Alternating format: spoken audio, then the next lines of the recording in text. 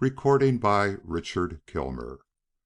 The Mystery of the Hasty Arrow by Katharine Green. Book 1. A Problem of the First Order. Chapter 1. Let Someone Speak. The hour of noon had just struck, and the few visitors still lingering among the curiosities of the great museum were suddenly startled by the sight of one of the attendants running down the broad central staircase, loudly shouting, "Close the doors! Let no one out! An accident has occurred, and nobody's to leave the building." There was but one person near either of the doors, and as he chanced to be a man closely connected with the museum, being in fact one of its most active directors, he immediately turned about and, in obedience to some gesture made by the attendant, ran up the marble steps, followed by some dozen others. At the top they all turned, as by common consent, toward the left-hand gallery, where, in the section marked 2, a tableau greeted them which few of them will ever forget. I say tableau because the few persons concerned in it stood as in a picture, absolutely motionless and silent as the dead. Sense, if not feeling, was benumbed in them all, as in another moment it was benumbed in the breasts of these new arrivals. Tragedy was there in its most terrible, its most pathetic aspect. The pathos was given by the victim, a young and pretty girl, lying face upward on the tessellated floor, with an arrow in her breast, and death stamped unmistakably on every feature. The terror by the look and attitude of the woman they saw kneeling over her, a remarkable woman, no longer young, but of a presence to hold the attention, even if the circumstances had been of far less tragic nature. Her hand was on the arrow, but she had made no movement to withdraw it, and her eyes, fixed upon space, showed depths of horror hardly to be explained even by the suddenness and startling character of the untoward fatality of which she had just been made the unhappy witness. The director, whose name was Roberts, thought as he paused at the edge of the crowd that he had never seen a countenance upon which woe had stamped so deep a mark, and greatly moved by it, he was about to seek some explanation of a scene to which appearances gave so little clue, when the tall but stooping figure of the curator entered, and he found himself relieved from a task whose seriousness he had no difficulty in measuring. To those who knew William Jewett well, it was evident that he had been called from some task which still occupied his thoughts and, for the moment, somewhat bewildered his understanding. But as he was a conscientious man, and quite capable of taking the lead when once roused to the exigencies of an occasion, Mr. Roberts felt a certain interest in watching the slow awakening of this self-absorbed man to the awful circumstances which in one instant had clouded the museum in an atmosphere of mysterious horror. When the full realization came, which was not till a way had been made for him to the side of the stricken woman crouching over the dead child, the energy which transformed his countenance, gave character to his usually bent and inconspicuous figure, was all, if not more, than the anxious director expected. Finding that his attempt to meet the older woman's eye only prolonged the suspense, the curator addressed her quietly, and in sympathetic tones inquired whose child this was, and how so dreadful a thing had happened. She did not answer. She did not even look his way. With a rapid glance into the faces about him, ending in one of deep compassion directed toward herself, he repeated his question. Still no response. Still that heavy silence, that absolute immobility of face and limb. If her faculty of hearing was dulled, possibly she would yield to that of touch. Stooping, he laid his hand on her arm. This roused her. Slowly her eyes lost their fixed stare and took on a more human light. A shudder shook her frame, and gazing down into the countenance of the young girl lying at her feet, she broke into moans of such fathomless despair as wrung the hearts of all about her. It was a scene to test the nerve of any man. To one of the Curator's sympathetic temperament it was well nigh unendurable. Turning to those nearest, he begged for an explanation of what they saw before them. "Some one here must be able to tell me. Let that some one speak." At this, the quietest and least conspicuous person present, a young man heavily spectacled and of student-like appearance, advanced a step and said: "I was the first person to come in here after this poor young lady fell. I was looking at coins just beyond the partition there, when I heard a gasping cry. I had not heard her fall. I fear I was very much preoccupied in my search for an especial coin I had been told I should find here. But I did hear the cry she gave, and, startled by the sound, left the section where I was and entered this one, only to see just what you are seeing now." The Curator pointed at the two women. "This, the one woman kneeling over the other with her hand upon the arrow?" "Yes, sir." A change took place in the Curator's expression. Involuntarily his eyes rose to the walls hung closely with Indian relics, among which was a quiver in which all could see arrows similar to the one now in the breast of the young girl lying dead before them. "This woman must be made to speak," he said, in answer to the low murmur which followed this discovery. "If there is a doctor present." Waiting, but receiving no response, he withdrew his hand from the woman's arm and laid it on the arrow. This roused her completely. Loosing her own grasp upon the shaft, she cried, with sudden realization of the people pressing about her: "I could not draw it. That causes death, they say. Wait. She may still be alive. She may have a word to speak." She was bending to listen. It was hardly a favorable moment for further questioning, but the Curator, in his anxiety, could not refrain from saying: "Who is she? What is her name, and what is yours?" "Her name?" repeated the woman, rising to face him again. "How should I know? I was passing through this gallery, and had just stopped to take a look into the court, when this young girl bounded by me from behind, and, flinging up her arms, fell with a deep sigh to the floor. I saw an arrow in her breast, and—" Emotion choked her, and when some one asked if the girl was a stranger to her, she simply bowed her head. Then, letting her gaze pass from face to face till it had completed the circle of those about her, she said in her former mechanical way: "My name is Ermentrude Taylor. I came to look at the bronzes. I should like to go now." But the crowd which had formed about her was too compact to allow her to pass. Besides, the director, Mr. Roberts, had something to say first. Working his way forward, he waited till he had attracted her attention, and then remarked in his most considerate manner: "You will pardon these importunities, Mrs. Taylor. I am a director of this museum, and if Mr. Jewett will excuse me," here he bowed to the Curator, "I should like to inquire from what direction the arrow came which ended this young girl's life." For a moment she stood aghast, fixing him with her eye as though to ask whither this inquiry tended. Then, with an air of intention which was not without some strange element of fear, she allowed her glance to travel across the court till it rested upon the row of connected arches facing them from the opposite gallery.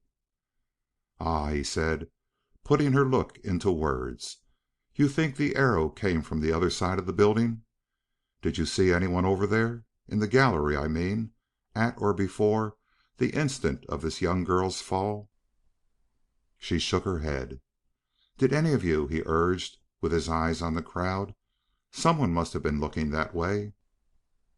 But no answer came, and the silence was fast becoming oppressive, when these words, whispered by one woman to another, roused them anew and sent every glance again to the walls, even hers for whose benefit this remark had possibly been made.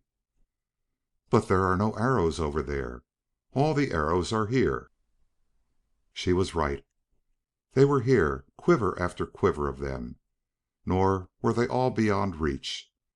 As the woman thus significantly assailed noted this, and saw with what suspicion others noted it also, a decided change took place in her aspect. "I should like to sit down," she murmured. Possibly she was afraid she might fall. As someone brought a chair, she spoke, but very tremulously, to the director. "Are there no arrows in the rooms over there?" "I am quite sure not." "And no bows?" "None." If any one had been seen in the gallery?" "No one was." "You are sure of that?" "You heard the question asked. It brought no answer." "But these galleries are visible from below. Some one may have been looking up from the court and—" "If there was any such person in the building, he would have been here by this time. People don't hold back such information." Then she stammered, her eyes taking on a hunted look, "You conclude, these people conclude what?" "Madam," the word came coldly, stinging her into drawing herself to her full height, "it is not for me to conclude in a case like this. That is the business of the police." At this word, with its suggestion of crime, her air of conscious power vanished in sudden collapse. Possibly she had seen the significant gesture with which the Curator pointed out a quiver from which one of the arrows was missing. That this was so was shown by her next question. "But where is the bow? Look about on the floor. You will find none. How can an arrow be shot without a bow?" "It cannot be," came from someone at her back, "but it can be driven home like a dagger if the hand wielding it is sufficiently powerful." A cry left her lips. She seemed to listen as for some echo. Then, in a wild abandonment which ignored person and place, she flung herself again at the dead girl's side, and before the astonished people surrounding her could intervene, she had caught up the body in her arms, and bending over it, whispered word after word into the poor child's closed ear. End of chapter 1.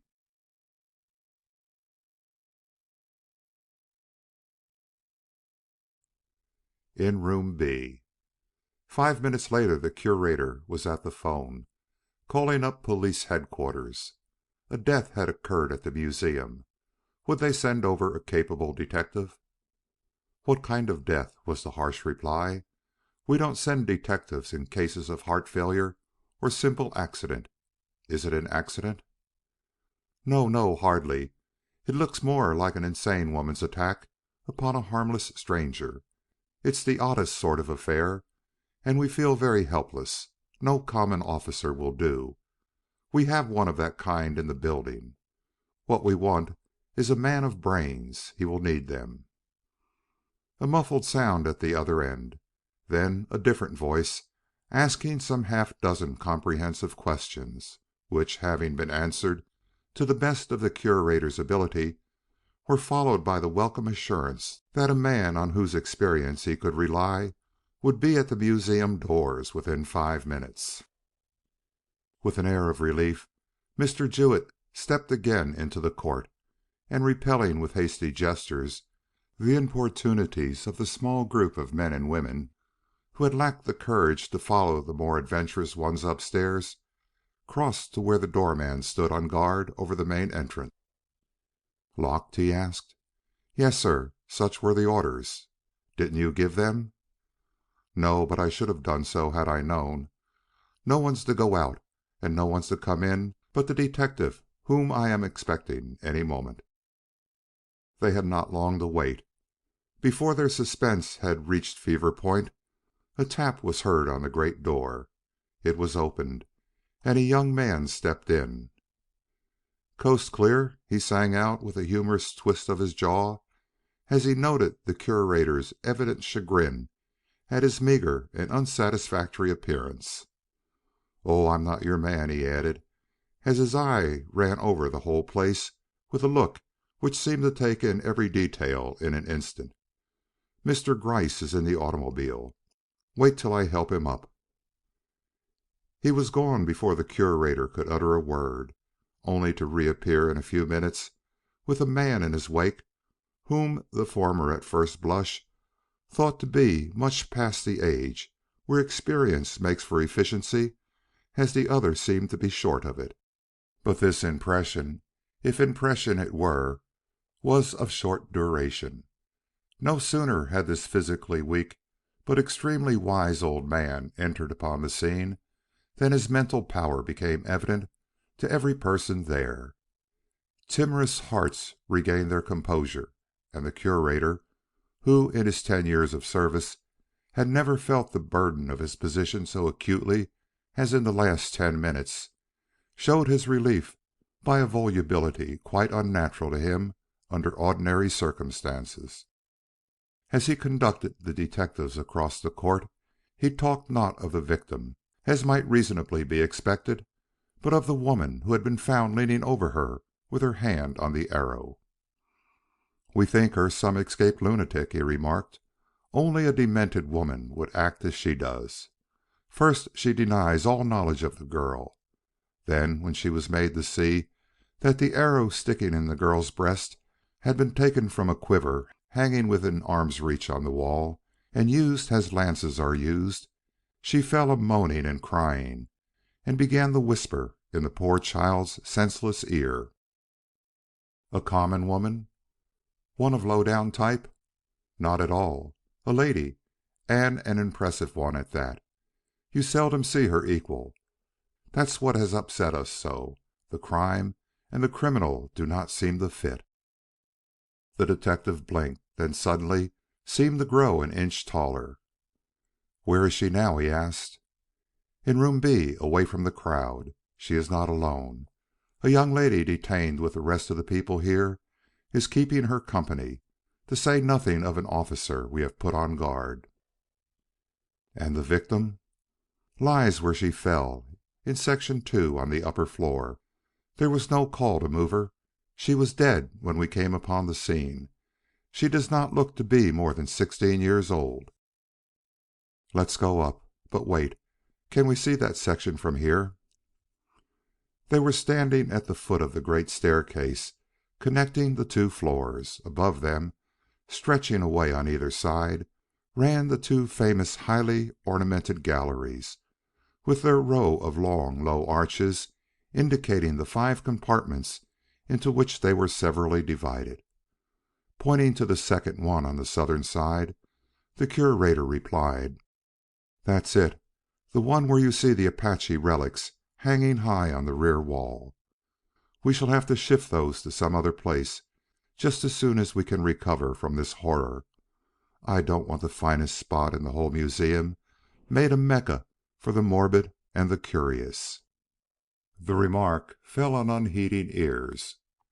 Detective Gryce was looking, not in the direction named, but in the one directly opposite to it. "I see," he quietly observed, "that there is a clear view across. Was there no one in the right-hand gallery to see what went on in the left?" "Not that I have heard of. It's the dullest hour of the day, and not only this gallery, but many of the rooms were entirely empty." "I see. And now, what about the persons who are here? How many of them have you let go?" "Not one. The doors have been opened twice only, once to admit the officer you will find on guard, and the other to let in yourself." "Good. And how many have you here, all told?" "I have not had time to count them, but I should say less than 30. This includes myself, as well as 2 attendants." With a thoughtful air, Mr. Gryce turned in the direction of the few persons he could see huddled together around one of the central statues. "Where are the others?" he asked. "Upstairs, in and about the place where the poor child lies. They must be got out of there. Sweetwater?" The young man who entered with him was at his side in an instant. "Clear the galleries. Then take down the name and address of every person in the building." "Yes, sir." Before the last word had left his lips, the busy fellow was halfway up the marble steps. Lightning, some of his pals called him, perhaps because he was as noiseless as he was quick. Meanwhile, the senior detective had drawn the Curator to one side. "We'll take a look at these people as they come down. I have been said to be able to spot a witness with my eyes shut. Let's see what I can do with my eyes open." "Young and old, rich and poor," murmured the Curator, as some dozen persons appeared at the top of the staircase. "Yes," sighed the detective, noting each one carefully as he or she filed down. "We shan't make much out of this experiment. None of them avoids our looks. Emotion enough, but not of the right sort. Well, we'll leave them to Sweetwater. Our business is above." The Curator offered his arm. The old man made a move to take it, then drew himself up with an air of quiet confidence. "Many thanks," said he, "but I can go alone. Rheumatism is my trouble, but these mild days loosen its grip upon my poor old muscles." He did not say that the prospect of an interesting inquiry had much the same effect, but the Curator suspected it, possibly because he was feeling just a little bit spry himself. Steeled, as such experienced officers necessarily are to death in all its phases, it was with no common emotion that the aged detective entered the presence of the dead girl and took his first look at this latest victim of mental or moral aberration. So young, so innocent, so fair. A schoolgirl, or little more, of a class certainly above the average, whether judged from the contour of her features or the niceties of her dress. With no evidence of great wealth about her, there was yet something in the cut of her garments and the careful attention to each detail which bespoke not only natural but cultivated taste. On her breast, just above the spot where the cruel dart had entered, a fresh and blooming nosegay still exhaled its perfume, a tragic detail, accentuating the pathos of a death so sudden that the joy with which she had pinned on this simple adornment seemed to linger about her yet. The detective, with no words for this touching spectacle, stretched out his hand, and with a reverent and fatherly touch pressed down the lids over the unseeing eyes. This office done to the innocent dead, he asked if anything had been found to establish the young girl's identity. Surely, he observed, she was not without a purse or handbag. All young ladies carry them. For answer, the officer on guard thrust his hand into one of his capacious pockets, and drawing out a neat little bag of knitted beads, passed it over to the detective with the laconic remark, "Nothing doing." And so it proved. It held only a pocket handkerchief, embroidered but without a monogram, and a memorandum book without an entry. "A blind alley, if there ever was one," muttered Mr. Gryce, and ordering the policeman to replace the bag as nearly as possible on the spot from which it had been taken, he proceeded with the Curator to Room B. Prepared to encounter a woman of disordered mind, the appearance presented by Mrs. Taylor at his entrance greatly astonished Mr. Gryce. There was a calmness in her attitude which one would scarcely expect to see in a woman whom mania had just driven into crime. Surely lunacy does not show such self-restraint, nor does lunacy awaken any such feelings of awe as followed a prolonged scrutiny of her set but determined features. Only the grief of the most intense and sacred character could account for the aspect she presented, and as the man to whom the tragedies of life or of daily occurrence took in this mystery with all its incongruities, he realized, not without a sense of professional pleasure, no doubt, that he had before him an affair calling for the old-time judgment which for 40 or more years had made his record famous in the police annals of the metropolis. She was seated with no one near her but a young lady whom sympathetic interest had drawn to her side.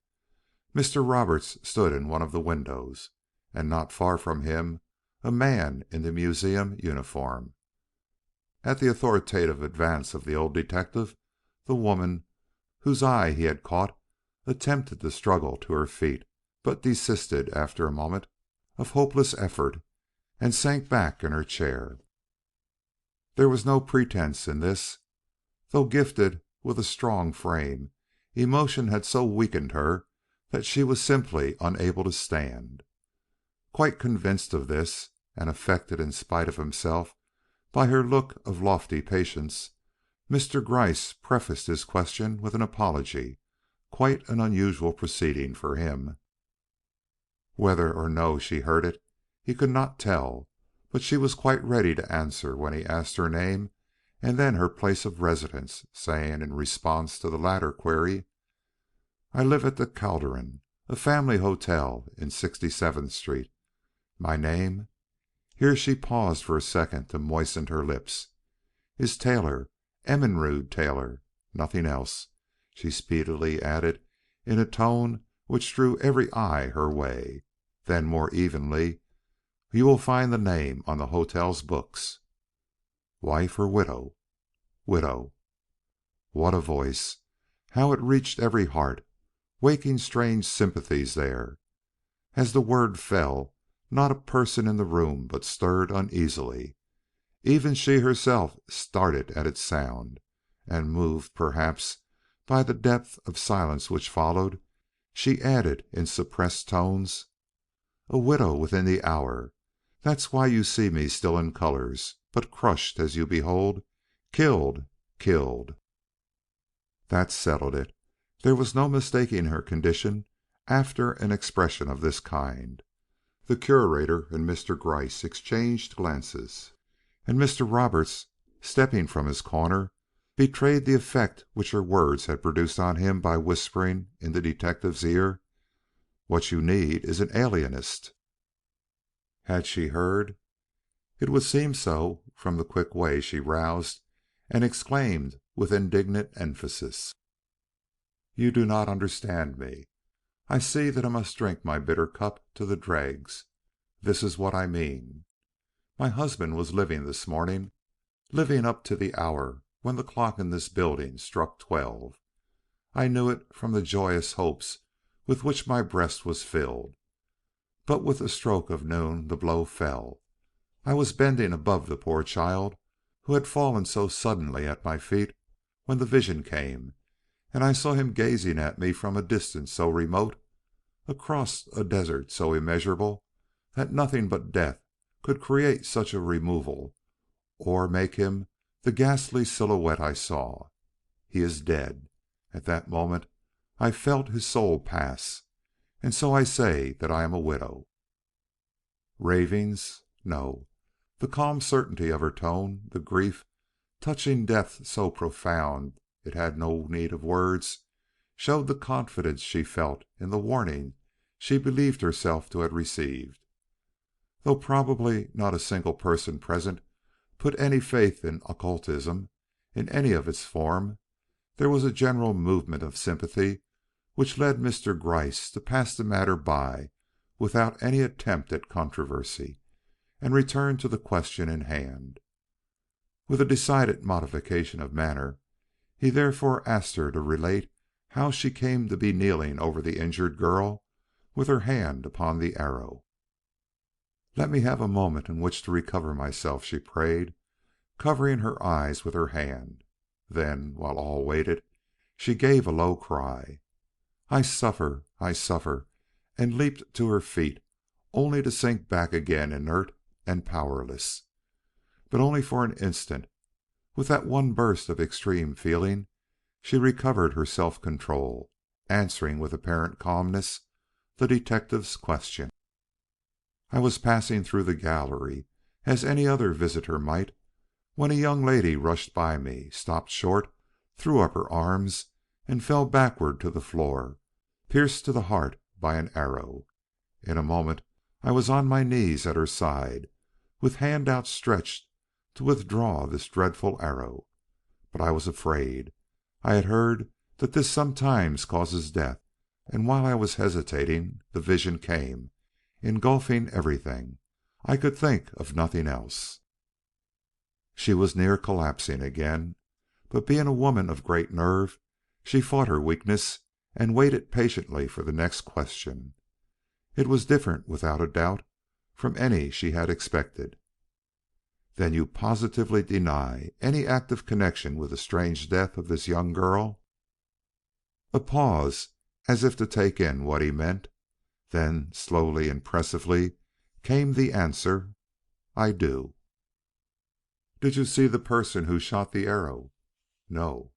"From what direction would it have had to come to strike her as it did?" "From the opposite balcony." "Did you see anyone there?" "No." "But you heard the arrow?" "Heard?" "An arrow shot from a bow makes a whizzing sound as it flies. Didn't you hear that?" "I don't know." She looked troubled and uncertain. "I don't remember.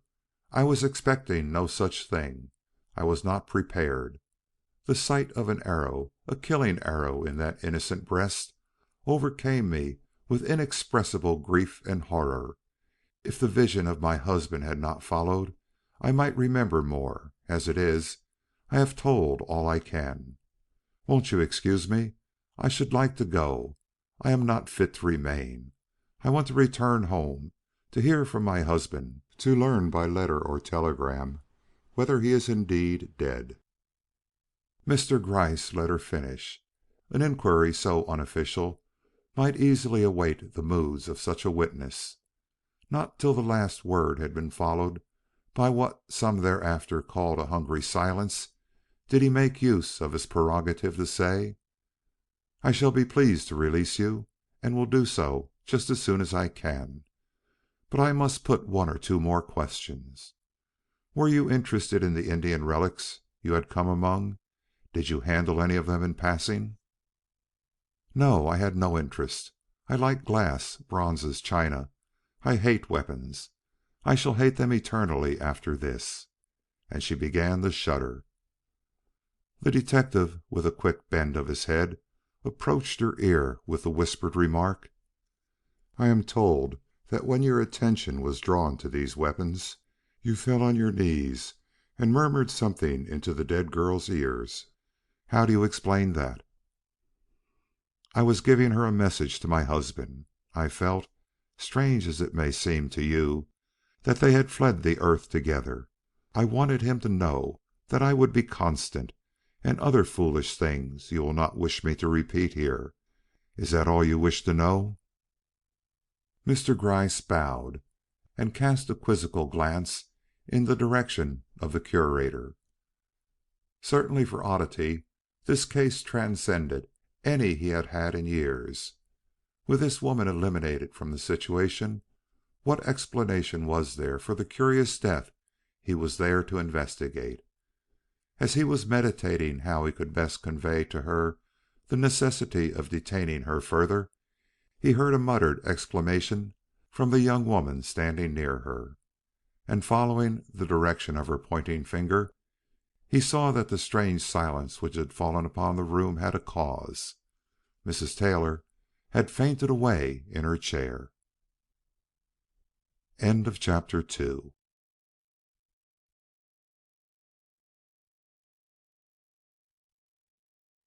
I have something to show you.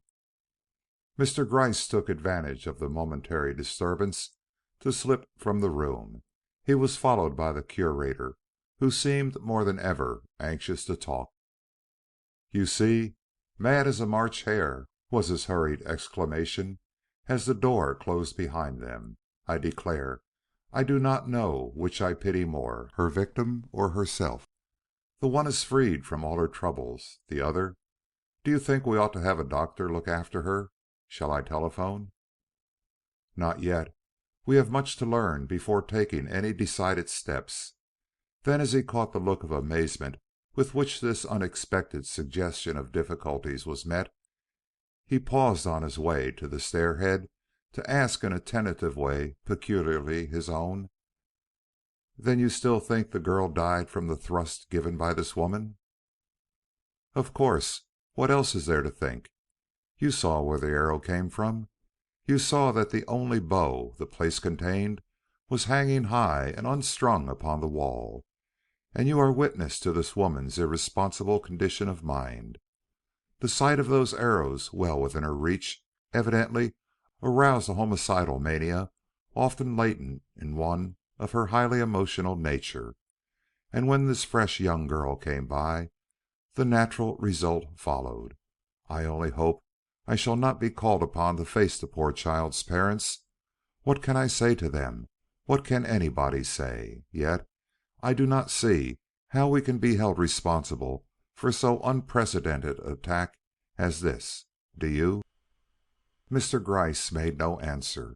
He turned his back toward the stairhead, and was wondering if this easy explanation of a tragedy so peculiar as to have no prototype in all the hundreds of cases he had been called upon to investigate in a long life of detective activity would satisfy all the other persons then in the building. It was his present business to find out, to search and probe among the dozen or two people he saw collected below, for the witness who had seen or had heard some slight thing as yet unrevealed which would throw a different light upon this matter. For his mind, or shall we say the almost unerring instinct of this ancient delver into human hearts, who would not accept without question this theory of sudden madness in one of Mrs. Taylor's appearance, strange and inexplicable as her conduct seemed, though it was quite among the possibilities that she had struck the fatal blow, and in the manner mentioned. It was equally clear to his mind that she had not done it in an access of frenzy. He knew a mad eye, and he knew a despairing one.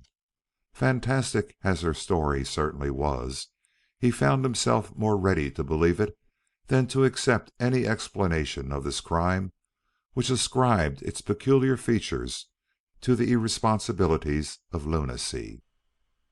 However, he kept his impressions to himself, and in his anxiety to pursue his inquiries among the people below, was on the point of descending thither when he found his attention arrested, and that of the curators as well, by the sight of a young man hastening toward them through the northern gallery. The tragedy, as you will remember, had occurred in the southern one.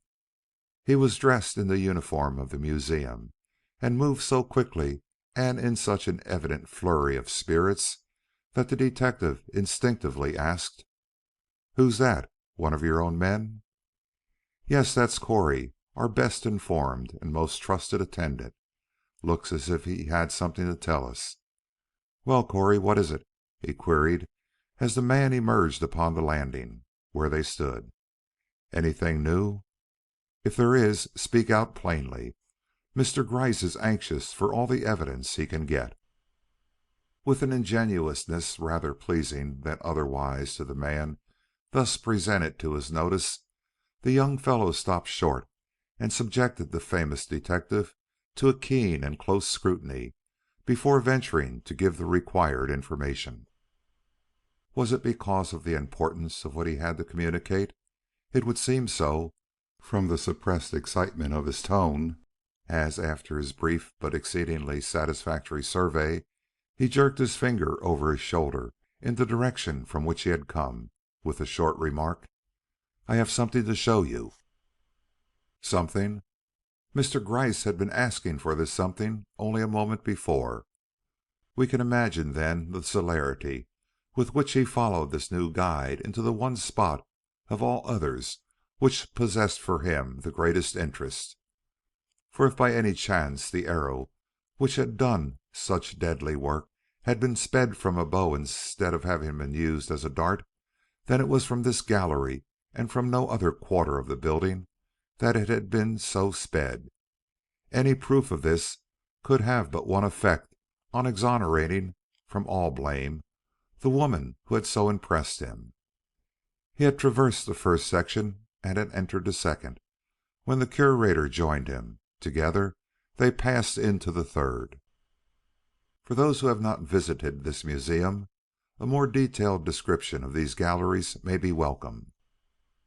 Acting as a means of communication between the row of front rooms and those at the back, they also serve to exhibit certain choice articles which call for little space and are of a nature more or less ornamental.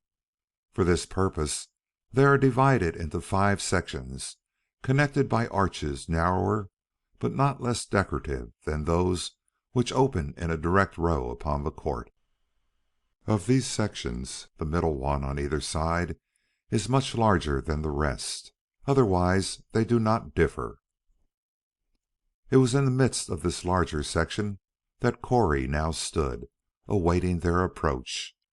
There had been showcases filled with rare exhibits in the 2 through which they had just passed, but in this one there was nothing to be seen but a gorgeous hanging covering very nearly the whole wall, flanked at either end by a pedestal upholding a vase of inestimable value and corresponding ugliness. A highly decorative arrangement, it is true, but in it what lay its interest for the criminal investigator? Corey was soon to show them. With a significant gesture toward the tapestry, he eagerly exclaimed, "You see that? I've run by it several times since the accident sent me flying all over the building at everybody's call. But only just now, when I had a moment to myself, did I remember the door hid behind it. It's a door we no longer use, and I'd no reason for thinking that it had anything to do with the killing of the young lady in the opposite gallery. But for all that, I felt it would do no harm to give it a look, and running from the front, where I happened to be, I pulled out the tapestry and saw. But supposing I wait and let you see for yourselves, that will be better." Leaving them where they stood face to face with the great hanging, he made a dive for the pedestal towering aloft at the farther end, and edging himself in behind it, drew out the tapestry from the wall, calling on them as he did so to come and look behind it. The Curator did not hesitate. He was there almost as soon as the young man himself. But the detective was not so hasty. With 1,000 things in mind, he stopped to peer along the gallery and down into the court before giving himself away to any prying eye. Satisfied that he might make the desired move with impunity, Mr. Gryce was about to turn in the desired direction when, struck by a new fact, he again stopped short. He had noticed how the heavy tapestry shivered under Corey's clutch. Had this been observed by anyone beside himself? If by chance some person wandering about the court had been looking up? But no, the few people gathered there stood too far forward to see what was going on in this part of the gallery, and relieved from all further anxiety on this score, he joined Corey at the pedestal, and at a word from him succeeded in squeezing himself around it into the small space they had left for him between the pushed-out hanging and the wall. An exclamation from the Curator, who had only waited for his coming to take his first look, added zest to his own scrutiny. It would take something more than the sight of a well-known door to give it such a tone of astonished discovery. What? Even he, with the accumulated surprises of years to give wings to his imagination, did not succeed in guessing. But when his eyes, once accustomed to the semi-darkness of the narrow space which Corey had thus opened out before him, saw not the door but what lay within its recess, he acknowledged to himself that he should have guessed, and that a dozen years before he certainly would have done so. It was a bow, not like the one hanging high in the Apache exhibit, but yet a bow strong of make and strung for use. Here was a discovery as important as it was unexpected, eliminating Mrs. Taylor at once from the case and raising it to a mystery of the first order. By dint of long custom, Mr. Gryce succeeded in hiding his extreme satisfaction, but not the perplexity into which he was thrown by this complete change of base. The Curator appeared to be impressed in much the same way, and shook his head in a doubtful fashion when Corey asked him if he recognized the bow as belonging to the museum. "I should have to see it nearer to answer that question with any sort of confidence," he demurred. "For such glimpses as I can get of it from here, I should say that it has not been taken from any of our exhibits." "I am sure it has not," muttered Corey. Then, with a side glance at Mr. Gryce, he added, "Shall I slip in behind and get it?" The detective, thus appealed to, hesitated a moment.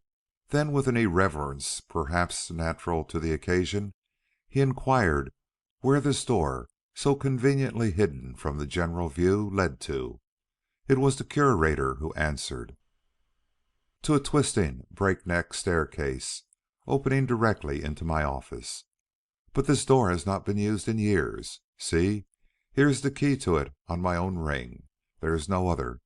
I lost the mate to it myself, not long after my installation here." The detective, working his way back around the pedestal, cast another glance up and down the gallery and over into the court. Still no spying eye save that of the officer opposite. "We will leave the bow where it is for the present," he decided. "A secret between us three." And motioning for Corey to let the tapestry fall, he stood watching it settle into place till it hung quite straight again, with its one edge close to the wall and the other sweeping the floor. Had its weight been great enough to push the bow back again into its former place close against the door? Yes. No eye, however trained, would, from any bulge in the heavy tapestry, detect its presence there. He could leave the spot without fear.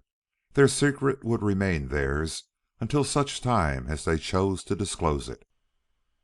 As the three walked back the way they had come, the Curator glanced earnestly at the detective, who seemed to have fallen into a kind of anxious dream. Would it do to interrupt him with a question? Would he obtain a straight answer if he did? The old man moved heavily, but now the fully alert Curator could not fail to see that it was with the heaviness of absorbed thought. Dare he disturb that thought? They had both reached the broad corridor separating the two galleries at the western end before he ventured to remark, "This discovery alters matters, does it not? May I ask what you propose to do now? Anything in which we can help you?" The detective may have heard him, and he may not. At all events, he made no reply, though he continued to advance with a mechanical step until he stood again at the top of the marble steps leading down into the court. Here some of the uncertainty pervading his mind seemed to leave him, though he still looked very old and very troubled, or so the Curator thought, as pausing there he allowed his glance to wander from the marble recesses below to the galleries on either side of him, and from these on to the seemingly empty spaces back of the high carved railing guarding the great well. Would a younger man have served them better? It began to look so. Then, without warning, and in a flash, as it were, the whole appearance of the octogenarian detective changed, and turning with a smile to the two men so anxiously watching him, he exclaimed with an air of quiet triumph, "I have it! Follow and see how my plan works." Amazed, for he looked and moved like another man, a man in whom the almost extinguished spark of early genius had suddenly flared again into full blaze, they hastily joined him in anticipation of they knew not what. But their enthusiasm received a check when at the moment of descent Mr. Gryce again turned back with the remark, "I had forgotten. I have something to do first. If you will kindly see that the people down there are kept from growing too impatient, I will soon join you with Mrs. Taylor, who must not be left on this floor after we had gone below." And with no further explanation for his purpose, he turned and proceeded without delay to room B. End of chapter 3.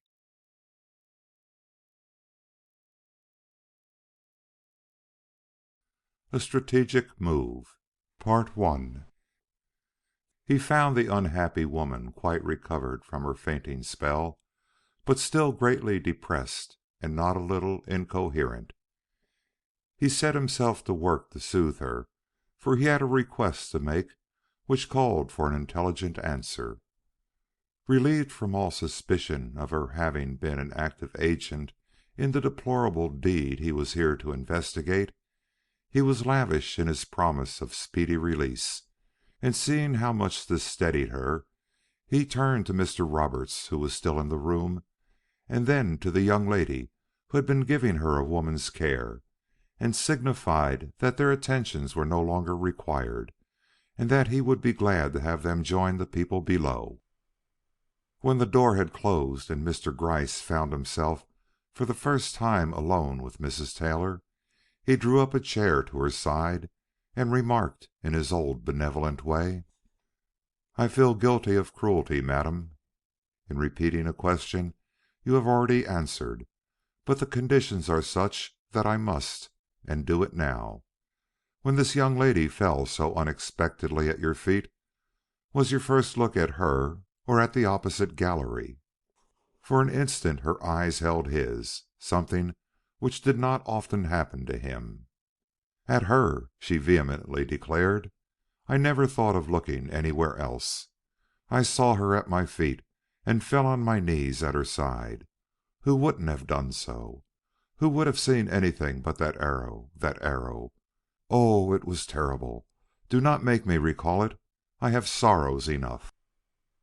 "Mrs. Taylor, you have my utmost sympathy, but you must realize how important it is for me to make sure that you saw nothing in the place from which that arrow was sent which would help us to locate the author of this accident.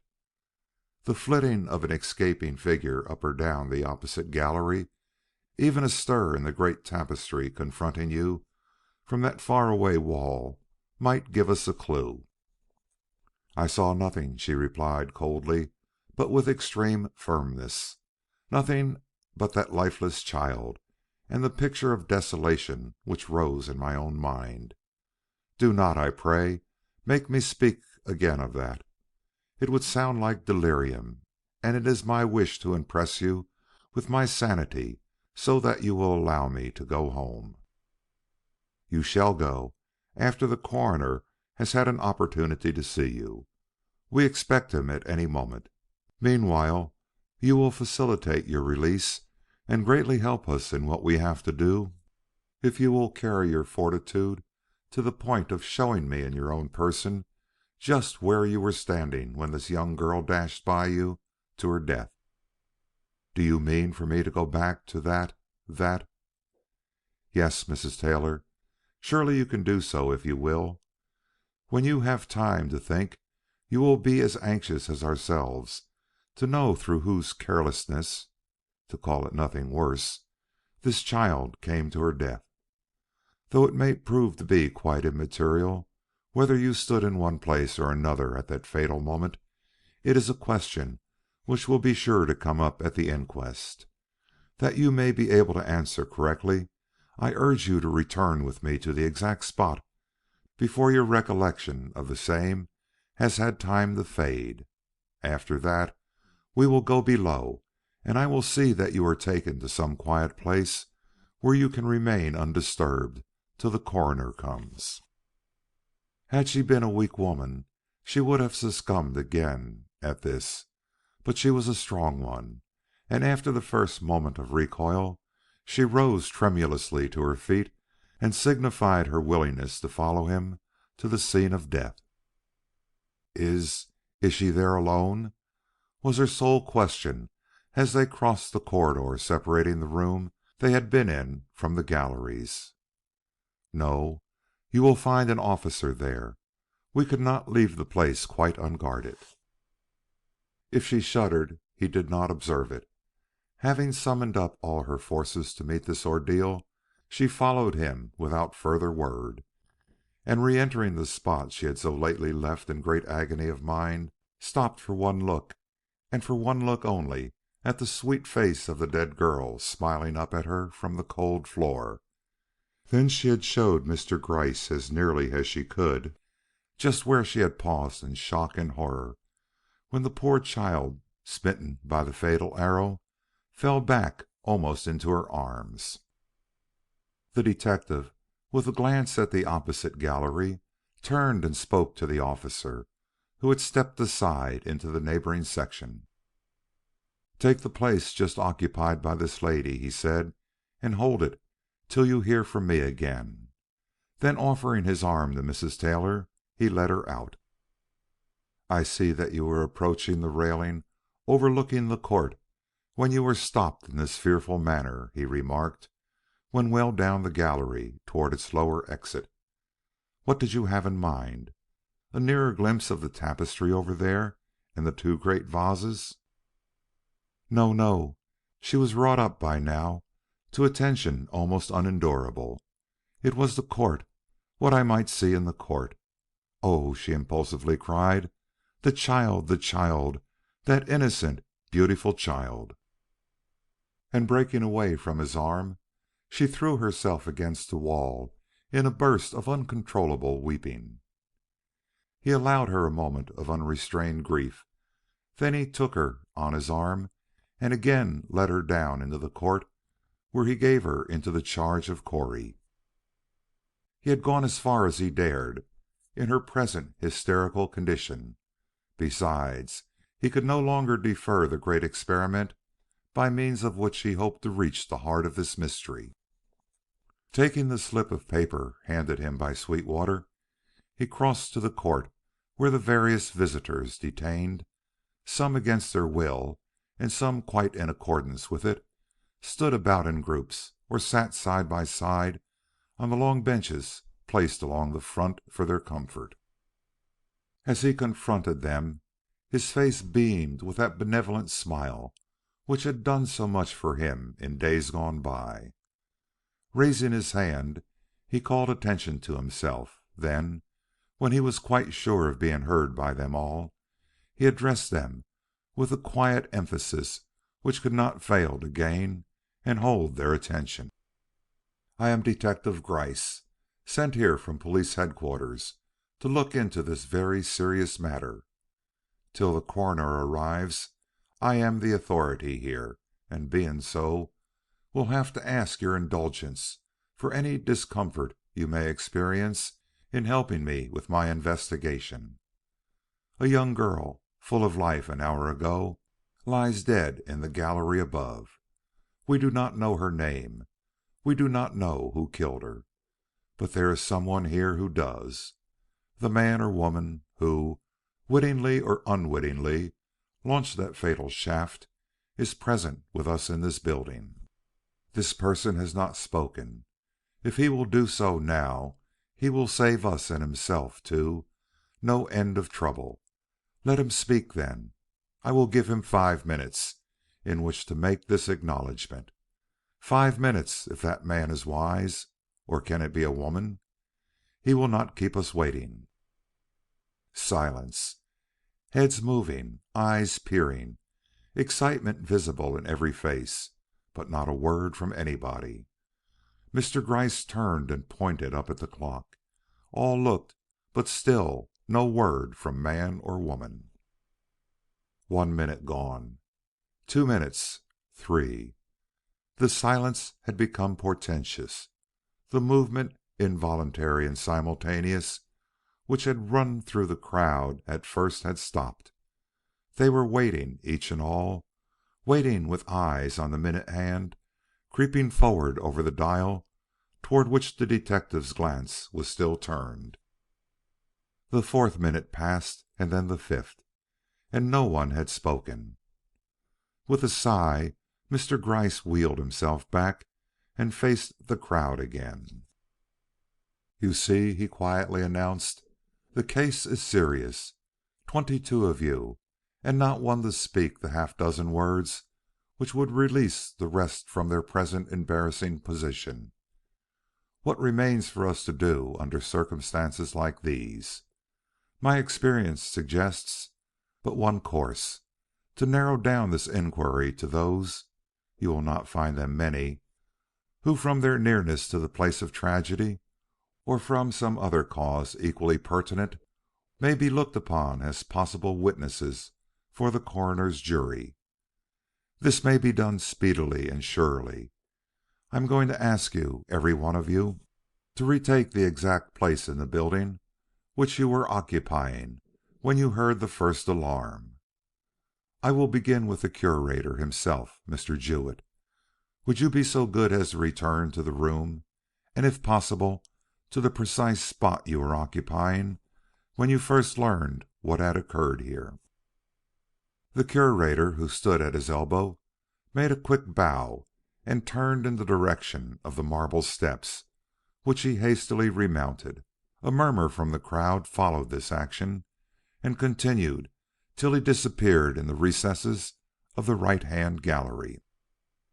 Then, at a gesture from Mr. Gryce, it suddenly ceased, and with a breathless interest easy to comprehend, they, one and all, waited for his next word. It was a simple one. "We are all obliged to Mr. Jewett for his speedy compliance with so unusual a request. He has made my task a comparatively easy one." Then, glancing at the lists of names and addresses which had been compiled for him by Sweetwater, he added, "I will read off your names as recorded here. If each person, on hearing his own, will move quickly to his place and remain there till my young man can make a note of the same, we shall get through this matter in short order. And let me add," as he perceived here and there a shoulder shrugged or an eye turned askance, "that once the name is called, no excuse of non-recollection will be accepted. You must know, every one of you, just where you were standing when the cry of death rang out, and any attempt to mislead me or others in this matter will only subject the person making it to a suspicion he must wish to avoid. Remember that there are enough persons here for no one to be sure that his whereabouts at so exciting a moment escaped notice. Listen, then, and when your own name is spoken, step quickly into place, whether that place be on this floor or in the rooms or galleries above. Mrs. Alice Lee." You can imagine the flurry, the excitement, and the blank looks of the average men and women he addressed. But no one hesitated to obey. Mrs. Lee was on the farther side of one of the statues before her name had more than left his lips. Her example set the pace for those who followed. Like soldiers at roll call, each one responded to the summons, going now in one direction and now in another, until on reaching the proper spot he or she stopped. Only 6 persons followed the curator upstairs.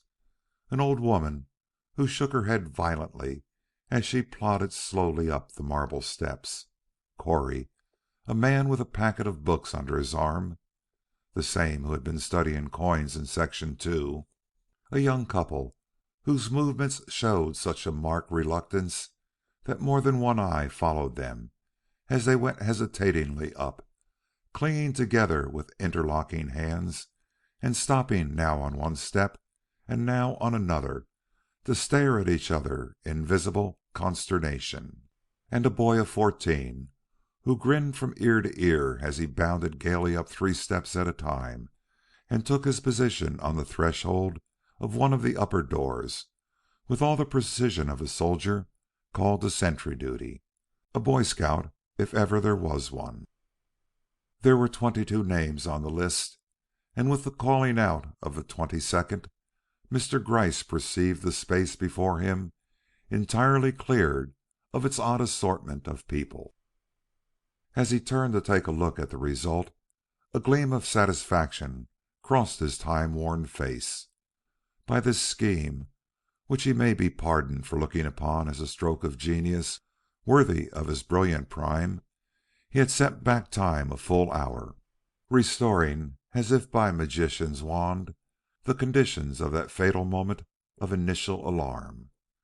Surely, with the knowledge of that hidden bow in his mind, he should be able now to place his hand upon the person who had made use of it to launch the fatal arrow.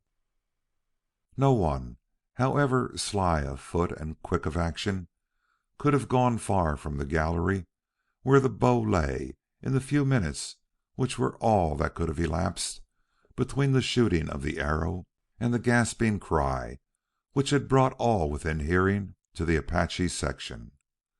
The man or woman whom he should find nearest to that concealed door in the northern gallery would have to give a very good account of himself. Not even the curator would escape suspicion under those circumstances. However, it is only fair to add that Mr. Gryce had no fear of any such embarrassing end to his inquisition as that. He had noticed the young couple who had betrayed their alarm so ingenuously to every eye, and had already decided within himself that the man was just such a fool as might in a moment of vacuity pick up a bow and arrow to test his skill at a given mark. Such things had been, and such results had followed. The man was a gawk, and the woman a ninny. A few questions, and their guiltiness would appear, that is, if they should be found near enough the tapestry to warrant his suspicion. If not, the alternative held an interest all its own, and sent him in haste toward the stairway. To reach it, Mr. Gryce had to pass several persons, standing where fate had fixed them among the statuary grouped about the court, and had his attention been less engrossed by what he expected to discover above, he would have been deeply interested in noting how these persons, or most of them at least, had so thoroughly accepted the situation that they had taken the exact position and the exact attitude of the moment preceding the alarm. Those who were admiring the great torsos or carved chariots of the ancients made a show of admiring them still. The man or woman who had been going in an easterly direction faced east, and those who had been on the point of entering certain rooms stood haltingly in the doorways with their backs to the court. Unfortunately, he did not take note of all this, or give the poor pawns thus parading for his purpose more than a cursory glance. When he did think, which was when he was halfway up the staircase, it was to look back upon a changed scene. For with his going, interest had flagged, and the tableau lost its pointedness. No one had ventured as yet to leave his place, but all had turned their faces his way, and on many of these faces could be seen signs of fatigue, if not absolute impatience. He had ordered them to stand, and they had stood, but to be left there while he went above was certainly trying. The one spot which held the interest was in the southern gallery. If they could only follow him there! All this was to be seen in their faces, and possibly the cunning old man read it there, but if he did, it was to ask himself if their conclusions were quite correct. The locale of interest had shifted in the last half hour, and while most of these people believed him to be searching for the witness who could tell him what had occurred in the death gallery, he really was hunting for one who could add to his knowledge of what had happened in the opposite one. And this witness might not be found in the gallery or even on the upper floor. It was well among the probabilities that there might be among the various persons he saw posing in the court below some who by an upward look might take in a part, or if not the whole, broad sweep of that huge square of tapestry upon which his thoughts were centered. It was for him to make a note of these persons. A diagram of the court, as it looked to him at that moment, is shown for your enlightenment. 1. Ephraim Short. 2. Mrs. Lynch. 3. Director Roberts. 4. Dorman. 5. Copyist. 6. Mrs. Alice Lee. 7. 8. Mr. and Mrs. Draper. 9. Mr. Coit. 10. Mr. Simpson. 11. Professor Turnbull. 12. Second doorman. 13. Miss Hunsicker. 14. Attendant. 15. Miss Blake. 16. Officer. 16 persons. 10 in view from the steps and 6 not. Of the 16, only the following seemed to afford any excuse for future interrogation. Numbers 2, 6, 10, 7, 8, and 13. Making a mental note of these, during which operation the poor unfortunates, who had just been considering themselves as quite out of the game, revived in a startling manner under his eye, he proceeded on his way. End of chapter 4, part 1.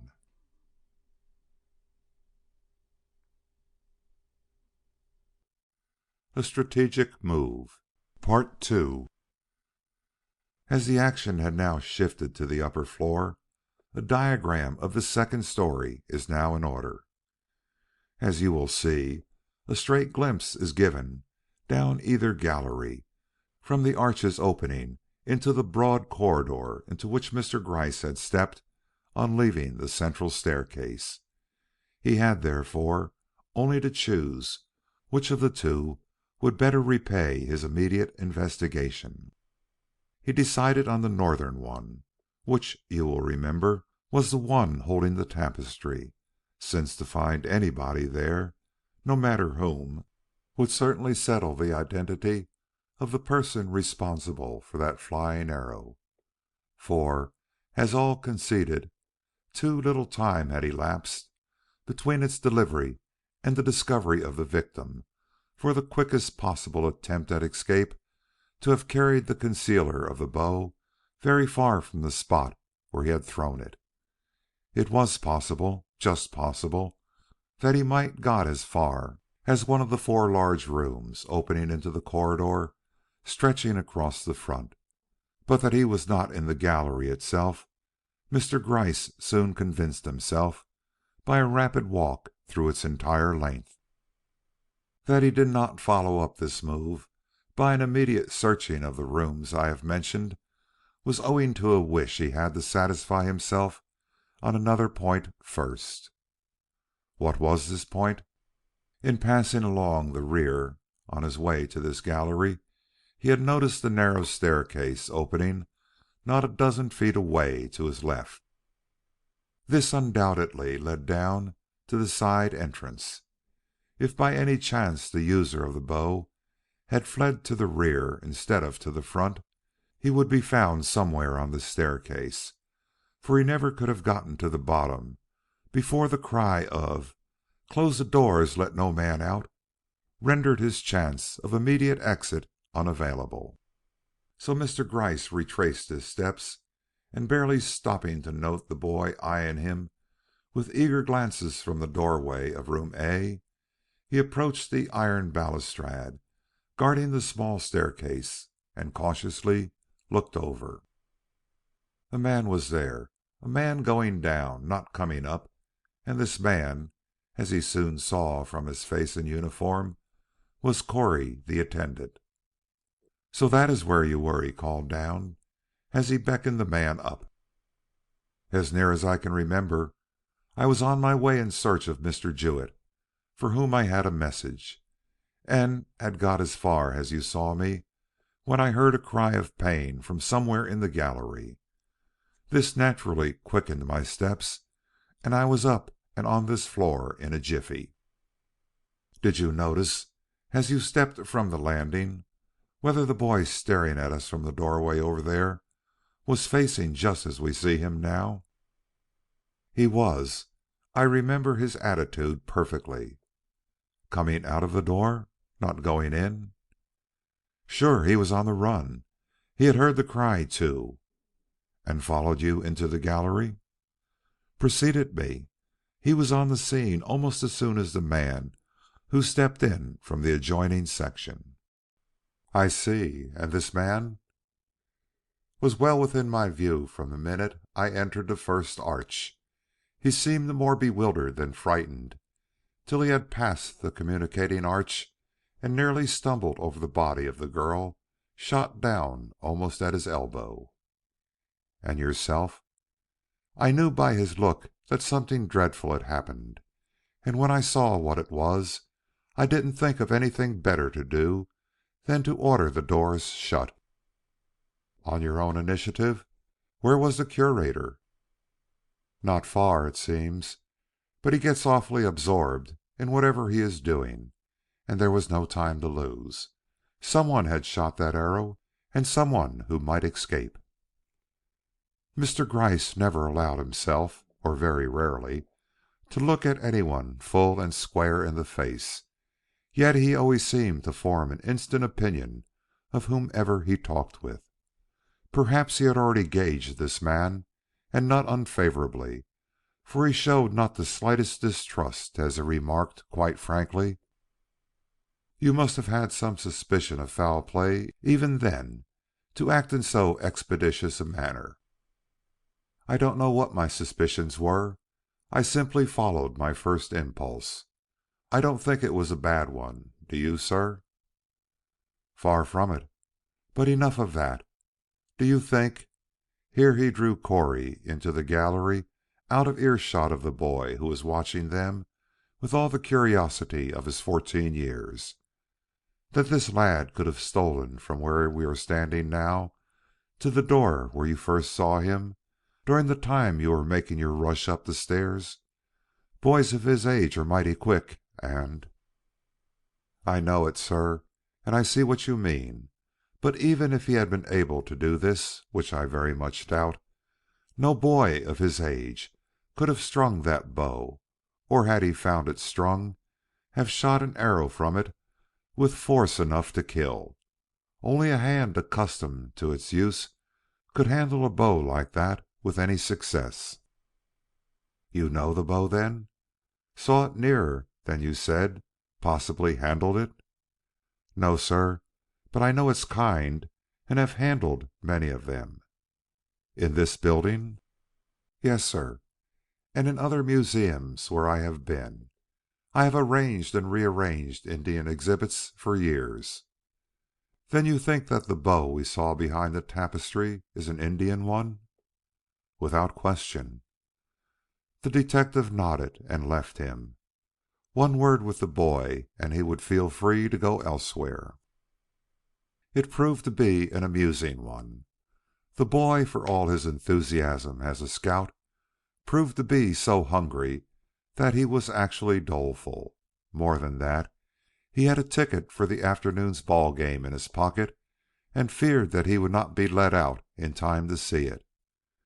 He therefore was quick with his answers, which certainly were ingenuous enough.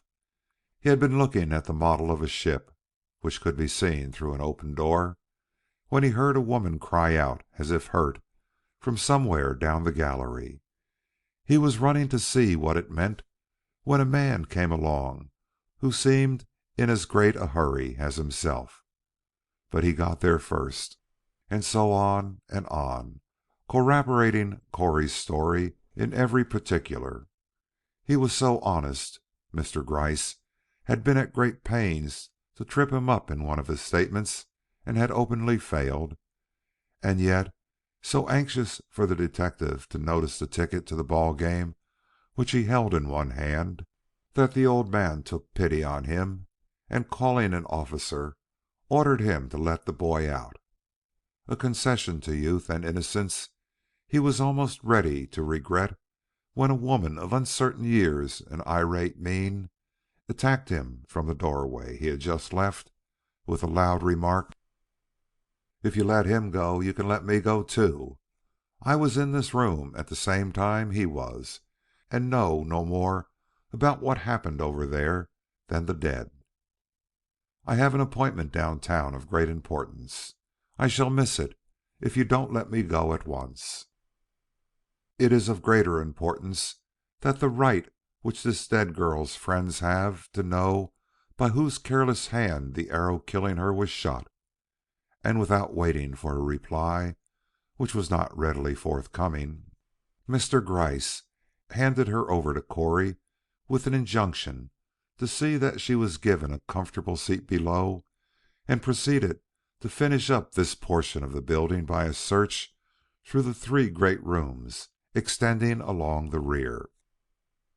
He found them all empty and without a clue of any kind, and satisfied that his real work lay in front, he returned thither, and with as much expedition as old age and rheumatism would admit.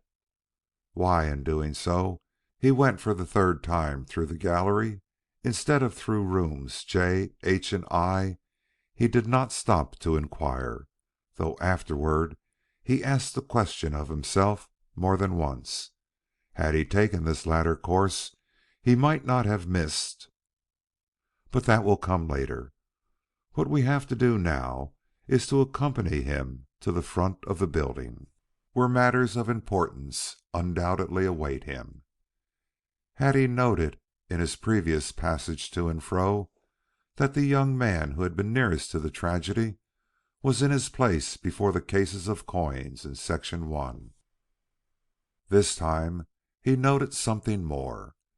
The young man was in the self-same spot, but during this brief interval of waiting, the passion he evidently cherished for numismatics had reasserted itself, and he now stood with his eyes bent as eagerly upon the display of coins over which he hung, as if no shaft of death had crossed the space without, and no young body lay in piteous quiet beyond the separating partition.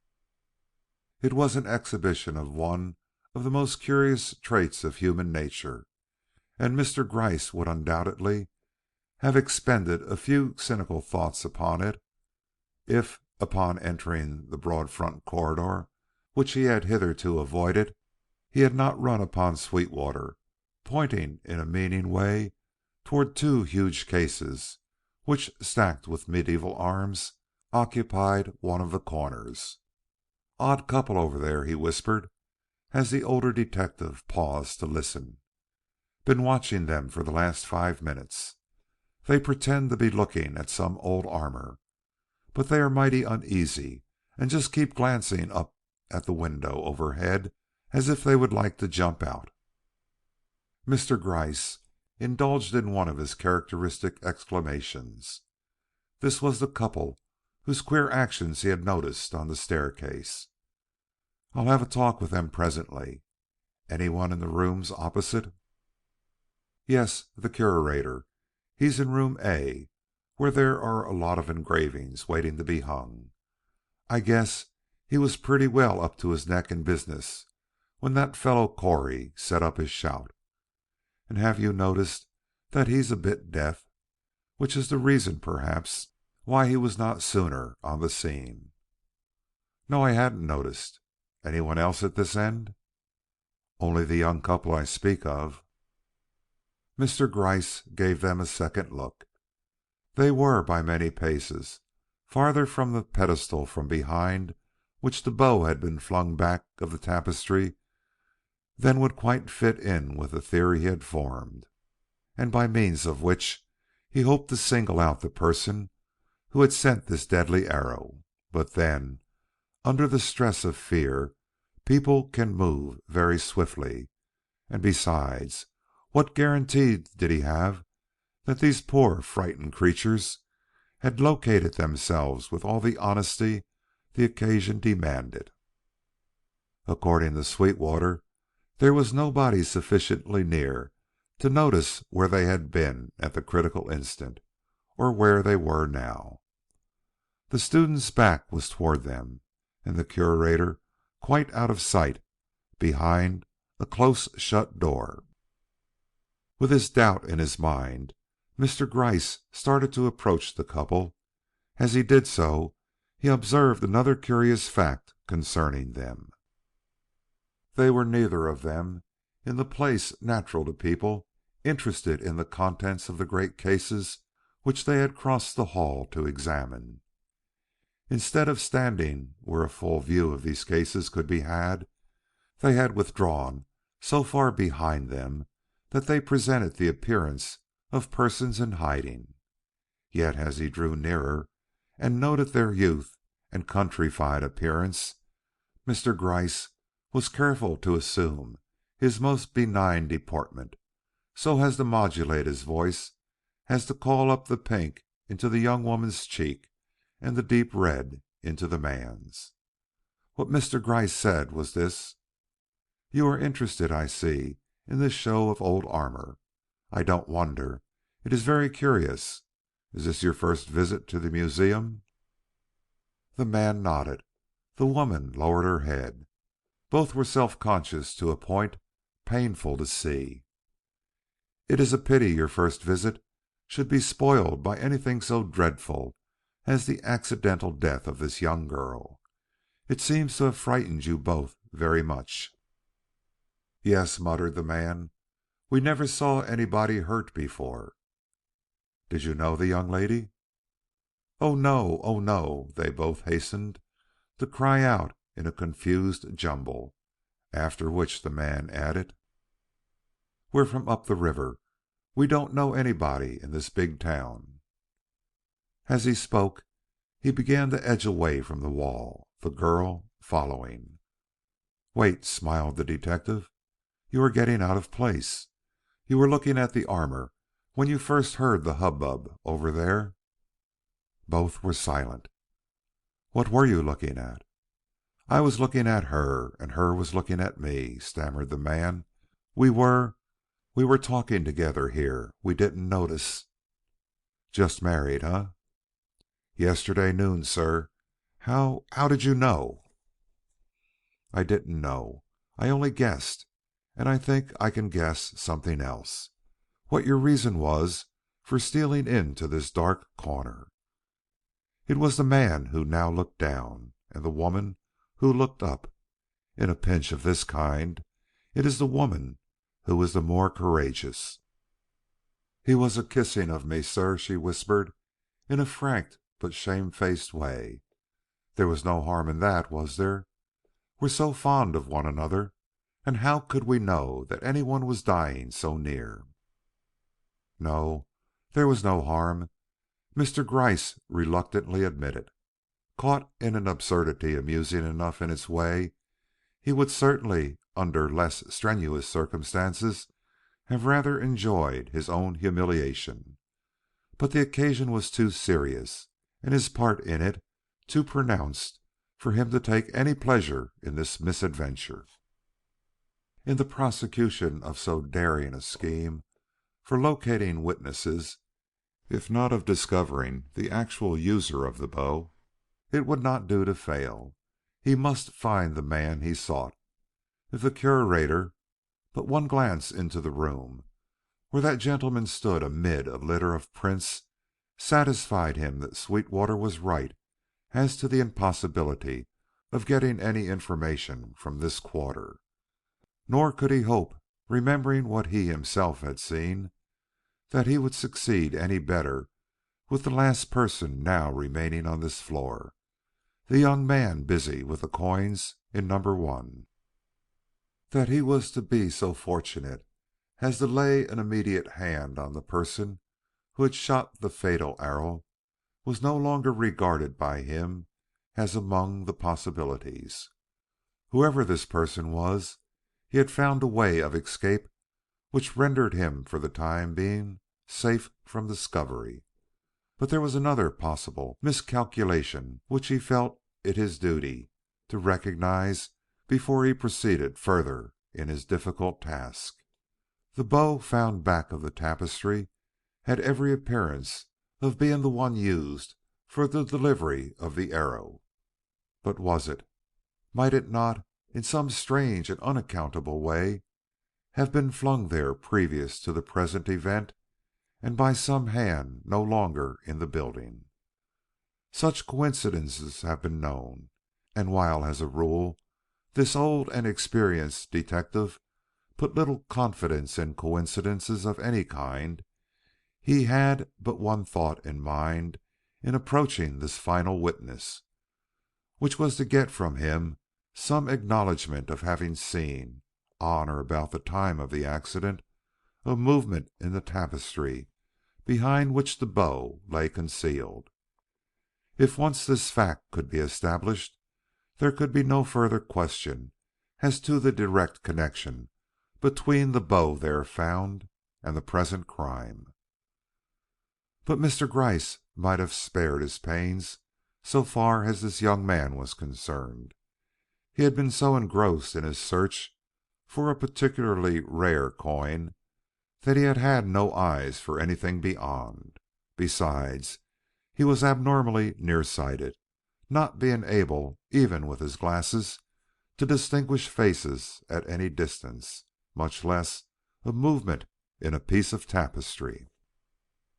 All of this was discouraging, even if anticipated, but there were still the people below, some one of whom might have seen what this man had not.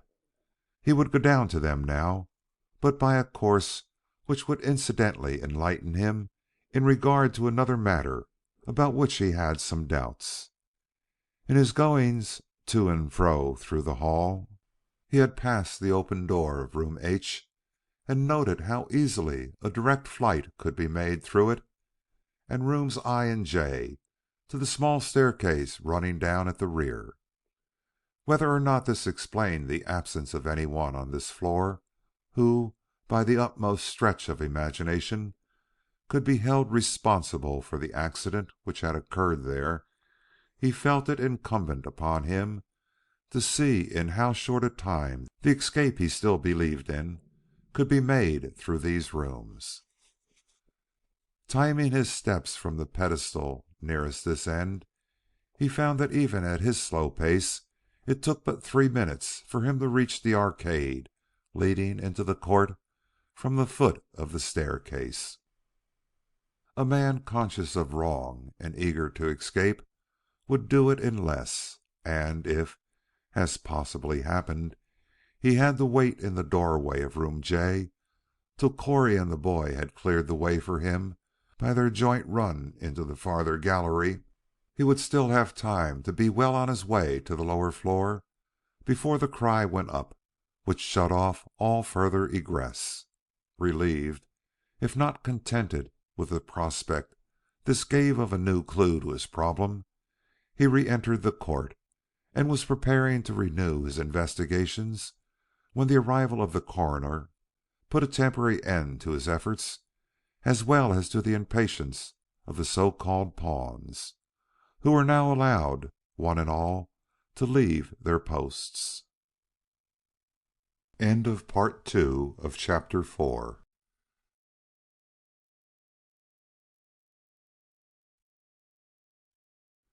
Three where two should be. It was a good half hour before Mr. Gryce again found himself in a position to pursue the line of investigation thus summarily interrupted. The condition of Mrs. Taylor, which had not been improved by delay, demanded attention, and it was with a sense of great relief that Mr. Gryce finally saw her put into a taxi.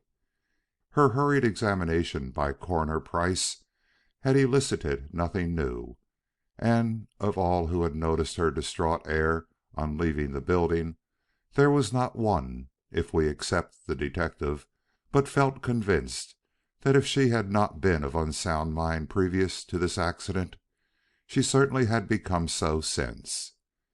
He still held to his theory that her story, fantastic and out of character as it seemed, was true in all its essentials, and that it was the warning she believed herself to have received of her husband's death, rather than what had taken place under her eyes, which had caused her such extreme suffering and temporarily laid her reason low.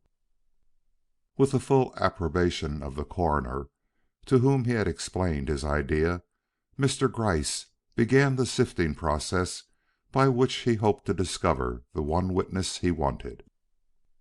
To subject to further durance such persons as from their positions at the moment of tragedy could have no information to give bearing in any way upon their investigation was manifestly unfair. The old woman who had been found in room A was of this class, and accordingly was allowed to go, together with such others as had been within 20 feet or more of the main entrance. These eliminated, it was curious to see how loath these few chosen were to depart now that the opportunity was given them. Mr. Gryce settled down to business by asking Mrs. Lynch to come forward. She, as you will see by consulting the chart, answered to the person marked 2. A little, dried-up, eager woman rose from the bench on which were collected the few people still remaining, and met his inquiring look with a nervous smile. She, of all the persons moving about on the main floor at the moment of alarm, had been in the best position for seeing the flight of the arrow and the fall of the victim in Section 2. Had she seen them? The continued jiggling of the small, wiry curls hanging out from either side of her old-fashioned bonnet would seem to betray an inner perturbation indicative of some hitherto suppressed information. At all events, Mr. Gryce allowed himself this hope, and was most bland and encouraging in his manner as he showed her the place which had been assigned her on the chart drawn up by Sweetwater, and asked if the position given her was correct. Perhaps a ready reply was too much to expect. Women of her stamp, not knowing, as a rule, very much about charts. But when he saw her hasten to the very spot assigned her by Sweetwater, he took heart, and with a suggestive glance at the gallery intimated that he would be very glad to hear what she had seen there. Her surprise was evident, much too evident for his satisfaction. The little curls jiggled about more than ever, and her cheeks grew quite pink as she answered hastily: "I didn't see anything. I wasn't looking. Did you think I saw anything?" "I hoped you had," he smiled, "if your eyes had chanced to be turned toward that end of the gallery." "But I was going the other way. My back was to it, not my face. Like this." And wheeling herself about, she showed him that she had been walking toward the rear of the building, rather than advancing toward the front. His disappointment was great, but it would have been greater if he had not realized that under these conditions she was in the precise position to meet face to face any person emerging into the court from the foot of the small staircase. If she could tell him of having seen any such person, and closely enough to be able to give a description of this person's appearance, then she might prove to be his prime witness after all. But she could not satisfy him on this point. She had been on her way out, and was too busy searching in her bag for her umbrella check to notice whether there were people about her or not. She had not found it when the great shout came. And then... oh, then she was so frightened and so shocked that everything swam before her eyes, and she nearly fell. Her heart was not a strong one, and sometimes missed a beat or two, and she thought it must have done so then, for when her head steadied again, she found herself clinging to the balustrade of the great staircase. "Then you have nothing whatever to add to what the others have told?" Her no, if a shaky one, was decisive, and seeing no reason for detaining her further, he gave her permission to depart. Disturbed in his calculations, but not disheartened, Mr. Gryce next proceeded to interrogate the doorman at this end of the building. From his position, facing as he did the approach from the small staircase, he should be able to say, if the old lady could not, whether anyone had crossed the open strip of court toward which she had been advancing. But Mr. Gryce found him no more clear-headed on this point than she. He was the oldest man connected with the museum, and had been very much shaken up by what had occurred. Really, he could not say whether anyone had passed across his line of vision at that time or not. All he could be sure of was that no attempt had been made by anyone to reach the door after he had been bidden to close it. So this clue ended like the rest in no thoroughfare. Would he have any better luck with the subject of his next inquiry? The young lady tabulated as number 13 was where she could have seen the upper edge of the tapestry shake if she had been looking that way, but she was not. She was also going from instead of toward the point of interest, in other words, entering and not leaving the room on whose threshold she stood. Only two men were left from whom he could hope to obtain the important testimony he was so anxiously seeking, numbers 10 and 11. He had turned back toward the bench where they should be waiting his attention, and was debating whether he would gain more by attacking them singly or together, when he suddenly became aware of a fact which drove all these small considerations out of his mind. According to every calculation, and according to the chart, there should only be these two men on that bench. But he saw three. Who was this third man, and where had he come from? End of chapter 5.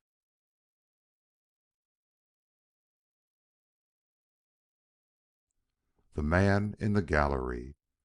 Beckoning to Sweetwater, Mr. Gryce pointed out this extra man and asked him if he recognized him as one of the 22 he had tabulated. The answer was a vigorous no. "It's a new face to me. He must have dropped from the roof or come up through the flooring. He certainly wasn't anywhere about when I made out my list. He looks a trifle hipped, huh?" "Troubled, decidedly troubled. You might go a little further and say done up. Good looking, though. Appears to be of foreign birth. English, I should say, and just over." "English, without a doubt. I'll go speak to him. You wait here, but watch out for the coroner, and send him my way as soon as he's at leisure." Then he approached the bench, and observing, with the keenness which he observed everything without a direct look, that with each step he took the stranger's confusion increased, he decided to wait till after he had finished with the others before he entered upon an inquiry which might prove not only lengthy but of the first importance. He was soon very glad that he had done this. He got nothing from Mr. Simpson, but the questions put to Mr. Turnbull were more productive. Almost at the first word this gentleman acknowledged that he had seen a movement in the great square of tapestry to which Mr. Gryce drew his attention. He did not know when or just where he stood at the time, but he certainly had noticed it shake. "Can you describe the movement?" asked the gratified detective. "It swayed out." "As if blown by some wind?" "No, more as if pushed forward by a steady hand." "Good. And what then?" "It settled back almost without a quiver." "Instantly?" "No, not instantly. A moment or two passed before it fell back into place." "This was before the attendant Correy called out his alarm, of course." "Yes, of course. It was before, but how long before he couldn't say. A minute, 2 minutes, 5 minutes. How could he tell? He had no watch in hand." Mr. Gryce thought possibly he might assist the man's memory on this point, but forbore to do so at the time. It was enough for his present purpose that the necessary link to the establishment of his theory had been found. No more doubt now that the bow lying in the niche of the doorway overhead had been the one made use of in this desperate tragedy, and the way thus cleared for him, he could confidently proceed in his search for the man who had flung it there. He believed him to be within his reach at that very moment, but his countenance gave no index to his thought as, reapproaching the young man now sitting all alone on the bench, he halted before him and pleasantly inquired: "Do I see you for the first time? I thought we had listed the name of every person in the building. How is it that we did not get yours?" The tide of color which instantly flooded the young man's countenance astonished Mr. Gryce both by its warmth and fullness. If he were as thin-skinned as this betokened, one should experience but little difficulty in reaching the heart of his trouble. With an air of quiet interest, Mr. Gryce sat down by the young man's side. Would this display of friendliness have the effect of restoring some of his self-possession and giving him the confidence he evidently lacked? No, the red fled from his cheek, and a ghastly white took its place, but he showed no other change. Meanwhile, the detective studied his countenance. It was a good one, but just now so distorted by suffering that only such as were familiar with his every look could read his character from his present expression. Would a more direct question rouse him? Possibly. At all events, Mr. Gryce decided to make the experiment. "Will you give me your name?" he asked. "Your name and residence." The man he addressed gave a quick start, pulled himself together, and made an attempt to reply. "My name is Travis. I am an Englishman just off the steamer from Southampton. My home is in the county of Hertfordshire. I have no residence here." "Your hotel, then?" Another flush, then quickly, "I have not yet chosen one." This was too surprising for belief. A stranger in town without rooms or hotel accommodations, making use of the morning hours to visit a museum. "You must be very much interested in art," observed his inquisitor, a little dryly. Again that flush, and again the quick, recurring pallor. I am interested in all things beautiful," he replied at last in broken tones. "I see. May I ask where you were when that arrow flew which killed a young lady visitor? Not in this part of the court, I take it." Mr. Travis gave a quick shudder, and that was all. The detective waited, but no other answer came. "I am told that as she fell she uttered one cry. Did you hear it, Mr. Travis?" "It wasn't a cry," was his quick reply. "It was something quite different, but dreadful, dreadful." Mr. Gryce's manner changed. "Then you did hear it. You were near enough to distinguish between a scream and a gasp. Where were you, and why weren't you seen by my man when he went through the building?" I was kneeling out of sight, too shocked to move. But I grew tired of that and wanted to go. But on reaching the court, I found the doors closed, so I came here." "Kneeling? Where were you kneeling?" He made a quick gesture in the direction of the galleries. The detective frowned, perhaps to hide his secret satisfaction. "Won't you be a little bit more definite?" he asked. Then, as the man continued to hesitate, he added, but as yet without any appreciable loss of kindliness, "Every other person here has been good enough to show us the exact place he was occupying at that serious moment. I must ask you to do the same. It is only just." Was the look he called up one of fear or simple repugnance? It might be either, but the detective was disposed to consider it fear. "Will you lead the way?" he pursued. "I shall be glad to follow." A glance of extreme reproach, then these words, uttered with painful intensity: "You want me to go back there, where I saw, where I can see again? I cannot. I'm not well. I suffer. You will excuse me. You will allow me to say what I have to say here." "I'm sorry, but I cannot do that. The others have gone without question to their places. Why should not you?" "Because—" The word came brokenly and was followed by silence. Then, seeing the hopelessness of contending with police authority, he cast another glance of strong repulsion in the direction of the gallery, and started to his feet. Mr. Gryce did the same, and together they crossed the court. But they got no further at this time than the foot of the staircase. Coroner Price, by an extra effort which seemed to be called for by the circumstances, had succeeded in picking up a jury from the people collected on the street, and entering at this moment, created a diversion which effectively postponed the detective's examination of his new witness.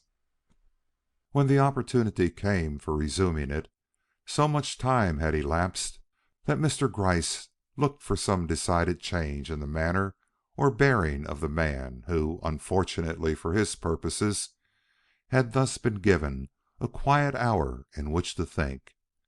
Better, much better, for the cause of justice, if he could have pushed him to the point at once, harried him, as it were, in hot blood. Now he might find him more difficult. But when, in company with the coroner, who now found himself free to assist him in his hunt for witnesses, he reapproached the Englishman, sitting as before alone on his bench, it was to find him to all appearance in the same mind in which he had left him. He wore the same look and followed with the same reluctance when he was made to understand that the time had now come for him to show just where he was standing when that arrow was sped on its death course. And greatly impressed by this fact, which in a way contradicted all his expectations, Mr. Gryce trod slowly after, watching with the keenest interest to see whether, on reaching the top of the steps, this man, upon whose testimony so much depended, would turn toward the southern gallery where the girl had fallen, or toward the northern one, where Corey had found the bow. It looked as if he were going to the left, for his head turned that way as he cleared the final step. But his body soon swayed aside in the other direction, and by the time the old detective had himself reached the landing, Travis, closely accompanied by the coroner, had passed through the first of the three arches leading to that especial section of the gallery where the concealing tapestry hung. "This man is honest," was Mr. Gryce's first thought. "He is going to show us the bow and confess to what was undoubtedly an accident." But Mr. Gryce felt more or less ready to modify this impromptu conclusion when, on passing through the arch himself, he came upon the young man still standing in section 6, with his eyes on the opposite gallery and his whole frame trembling with emotion. "Is she, the young lady who was shot, still lying on those cold stones alone, forsaken and—" Mr. Gryce knew misery when he saw it. This man had not overstated the case when he had said, "I suffer." But the cause? To what could this excess of sensibility be attributed? To remorse, or to an exaggerated personal repulsion? It looked like remorse, but that there might be no doubt as to this, Mr. Gryce hastened to assure the Englishman that on the departure of the jury the body had been removed to one of the inner rooms. The relief which this gave to Mr. Travis was evident. He showed no further reluctance to proceed, and was indeed the first of the three to enter where the great drapery hung, flanked by the two immense vases. Would he pause before it, or hurry by into the broad corridor in front? If he hurried by, what would become of their now secretly accepted theory? But he did not hurry by, that is, he did not pass beyond the upper end, but stopped when he got there and looked back with an air of extreme deprecation at the two officials. "Have we arrived?" asked Mr. Gryce, his suspicions all returning, for the man had stepped aside from the drapery and was standing in a spot conspicuously open to view even from the lower court. The Englishman nodded, whereupon Mr. Gryce, approaching to his side, exclaimed in evident doubt: "You were standing here? When? Not at the moment the young girl fell, or you would have been seen by someone, if not by everyone, in the building. I want you to take the exact place you occupied when you first learned that something had gone wrong in the opposite gallery." The stranger's distress grew. With a show of indecision scarcely calculated to inspire confidence in either of the two men watching him, he moved now here and now there, till he finally came to a standstill close by the pedestal, so close indeed to its inner corner that he was almost in a line with its rear. "It was here," he declared, with a gulp of real feeling. "I am sure I am right now. I had just stepped out—" "From behind the tapestry?" "No." His blank astonishment at the quickness with which he had been caught up left him staring for a moment at the speaker, before he added, "From behind the pedestal. The vase, as you see, is a very curious one. I wanted to look at it from all sides." Without a word the coroner slipped past him, and entering the narrow space behind the pedestal, took a look up at the vase from his present cramped position. As he did this, two things happened. First, Sweetwater, who had stolen upon the scene, possibly at some intimation from Mr. Gryce, took a step toward them which brought him in alignment with the Englishman, of whose height in comparison with his own he seemed to take careful note; and secondly, the sensitive skin of the foreigner flushed red again as he noticed the coroner's sarcastic smile, and heard his dry remark: "One gets a better view here of the opposite gallery than of the vase perched so high overhead. Had you wished to look at those ladies without being seen by them, you could hardly have found a better loophole than the one made by the curving in of this great vase toward its base. Then quickly, you surely took one look their way. That would be only natural." The answer Mr. Travis gave was certainly unexpected. "It was after I came out that I saw them," he stammered. "There were two ladies, one tall and one very young and slight. The older lady was stepping toward the front, the other entering from behind. As I looked, the younger made a dash and ran by the first lady. Then—" "Proceed, Mr. Travis. Your emotion is very natural, but it is imperative that we hear all you have to tell us. She ran by the older lady, and then—" Still silence. The Englishman appeared to be looking at Coroner Price, who in speaking emerged from behind the pedestal, but it is doubtful if he saw him. A tear was in his eye, a tear. Seeing it, Mr. Gryce felt a movement of compassion, and thinking to help him, said kindly enough: "Was it so very dreadful?" The answer came with great simplicity: "Yes. One minute she was all life and gaiety, the next she was lying outstretched on the hard floor." "And you?" Again that look of ingenuous surprise. "I don't remember about myself," he said. "I was thinking too much about her. I never saw anyone killed before." "Killed? Why do you say killed? You say you saw her fall, but how did you know she was killed?" "I saw the arrow in her breast. As she fell backward, I saw the arrow." As he uttered these words, the three men watching him perceived the sweat start out on his forehead, and his eyes take on a glassy stare. It was as if he were again in gaze upon that image of youthful loveliness falling to the ground with the arrow of death in her heart. The effect was strangely moving. To see this event reflected, as it were in horror from this man's consciousness, made it appear more real and much more impressive than when contemplated directly. Why? Had remorse given it its poignancy? Had it been his own hand which had directed this arrow from behind the pedestal? If not, why this ghastly display of an emotion so far beyond what might be expected from the most sentimental of onlookers?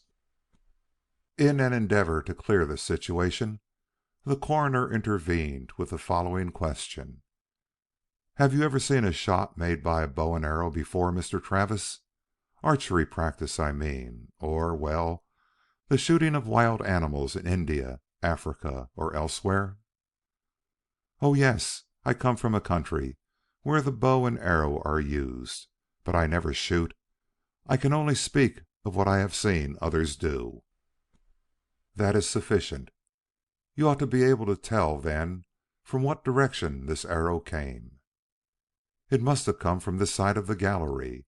Not from this section, as you call it, but from some one of the other places along here." "Why not from this one?" "Because there was nobody here but me," was the simple and seemingly ingenuous answer. It gave them an unexpected surprise. Innocence would speak in this fashion. But then the bow which was lying not a dozen feet from where they stood. Nothing could eliminate that bow. After a short consultation between themselves, which the Englishman seemed not to notice, the coroner addressed him with a soothing remark: "Mr. Travis, you must not misunderstand me. The accident which has occurred, we will not yet say crime, is of so serious a nature that it is imperative for us to get at the exact facts. Only yourself and one other person whom we know can supply them. I allude to the lady you saw first in front and then behind the girl who was shot. Her story has been told. Yours will doubtless coincide with it. May I ask you, then, to satisfy us on a point you were in better position than herself to take note of? It is this: when the young girl gave that bound forward of which you both speak, did she make straight for the railing in front, or did she approach it in a diagonal direction?" "I do not know. You distress me very much. I was not thinking of anything like that. Why should I think of anything so immaterial? She came. I saw her smiling, beaming with joy, a picture of lovely youth. Then her arms went suddenly up, and she fell backward, the arrow showing in her breast. If I told the story 100 times, I could not tell it differently." "We do not wish you to, Mr. Travis. Only there must be somewhere in your mind a recollection of the angle which her body presented to the railing as she came forward." The unhappy man shook his head, at which token of helplessness Mr. Gryce beckoned to Sweetwater and whispered a few words in his ear. The man nodded and withdrew, going the length of the gallery, where he disappeared among the arches, to reappear shortly after in the gallery opposite. When he reached section 2, Mr. Gryce again addressed the witness, who, to his surprise, and to that of the coroner as well, had become reabsorbed in his own thoughts to the entire disregard of what this movement might portend. It took a sharp word to rouse him. "I'm going to ask you to watch the young man who has just shown himself on the other side, and tell us to what extent his movements agree with those made by the young lady prior to her collapse and fall to the floor."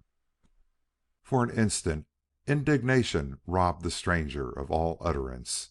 Then he burst forth: "You would make a farce of what is so sad and dreadful, and she scarcely cold. It is dishonoring to the young lady. I cannot look at the young man, that hideous young man, and think of her, and of how she looked and walked the instant before her death." The two officials smiled. They could not help it. Sweetwater was certainly no beauty, and to associate him in any kind of physical comparison with the dead girl was certainly incongruous. Yet they both felt that the point just advanced by them should be settled, and settled now while the requisite remembrance was fresh in the mind of this invaluable witness.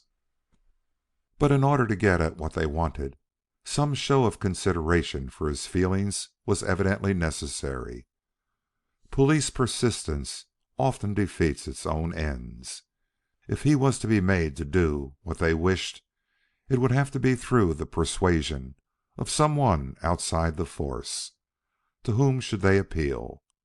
The question answered itself. Mr. Roberts was approaching from the front, and to him they turned. Would he use his influence with this stranger? "He may listen to you," urged the coroner in the whispered conference which now followed. "If you explain to him how much patience you and all the rest of these people in the building have had to exercise in this unhappy crisis. He seems a good enough fellow, but not in line with our ideas." Mr. Roberts, who saw the man for the first time, surveyed him in astonishment. "Where was he standing?" he asked. "Just where you see him now, or so he says." "He couldn't have been. Someone would have observed him. The woman who was in the compartment with the stricken girl, or the man studying coins in the one next to it." "So it would seem," admitted the coroner. "But if he were behind the pedestal—" "Behind the pedestal?" "That's where we think he was. But no matter about that now. We can explain that to you later. At present, all we want is for you to reassure him." Not altogether pleased with his task, but seeing no good reason for declining it, the affable director approached the Englishman, who, recognizing one of his own social status, seemed to take heart and turn a willing ear to Mr. Roberts' persuasions.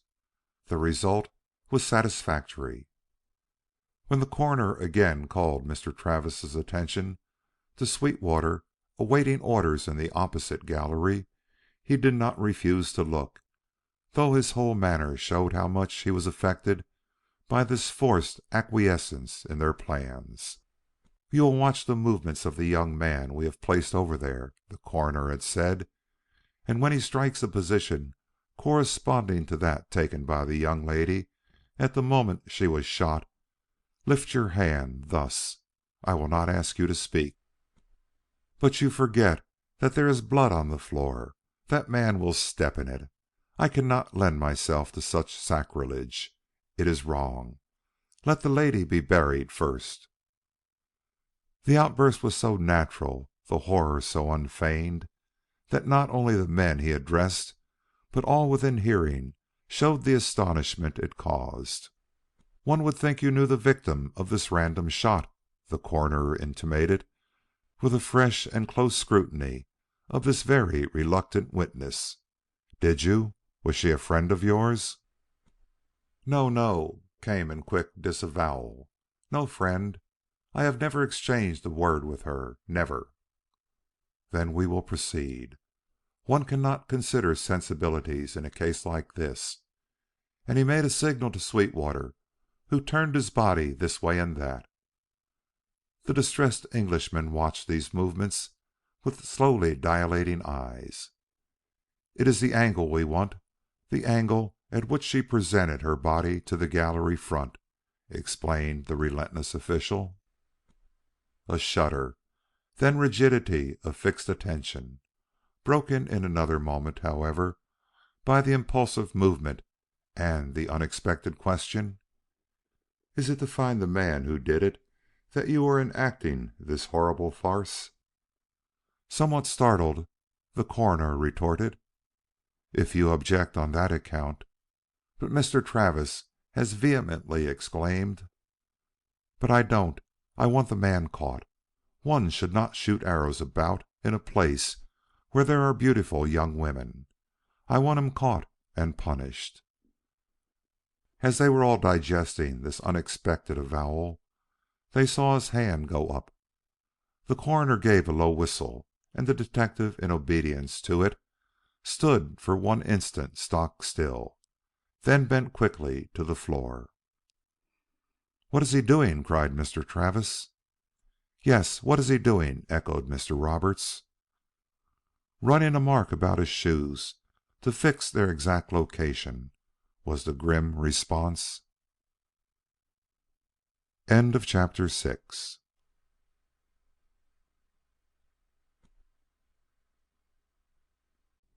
"You think that of me?" "We're certainly up against it this time," were the words with which Dr. Price led the detective down the gallery. "What sort of opinion can a man form of a fellow like that? Is he a fool or knave?" Mr. Gryce showed no great alacrity in answering. When he did speak, it was to say: "We shall have to go into the matter a little more deeply before we can trust our judgment as to his complete sincerity. But if you want to know whether I believe him to have loosed the arrow which killed the innocent child, I am ready from present appearances to say yes. Who else was there to do it? He and only he was on the spot. But it was a chance action, without intention or wish to murder. No man, even if he were a fool, would choose such a place or such a means for murder." "That's true. But how does it help to call it accident? Accident calls for a bow in hand, an arrow within reach, an impulse to try one's skill at a fancied target. Now the arrow, whatever may be said of the bow, was not within the reach of anyone standing in this gallery. The arrow came from the wall at the base of which this young woman died. It had to be brought from there here. That does not look like accident, but crime." Yet, as the coroner uttered this acknowledgment, he realized as plainly as Mr. Gryce how many incongruous elements lay in the way of any such solution of the mystery. If they accepted the foreigner's account of himself, which for some reason neither seemed ready to dispute, into what a maze of improbabilities it at once led them! A stranger just off the ship, the victim a mere schoolgirl, the weapon such an unusual one to be outré beyond belief. Only a madman. But there, Travis had less the appearance of a lunatic than Mrs. Taylor. It must have been an accident, as Gryce said. And yet, if there is much virtue in an if, there is certainly a modicum of the same in a yet. And the coroner, in full recognition of this stumbling block, remarked with unusual dryness: "I agree with you that some half dozen questions are necessary before we wade deeper into this quagmire. Where shall we go to have it out?" "The Curator will allow us to use his office. I will see that Mr. Travis joins us there." "See that he comes before he has a chance to fall into one of his reveries."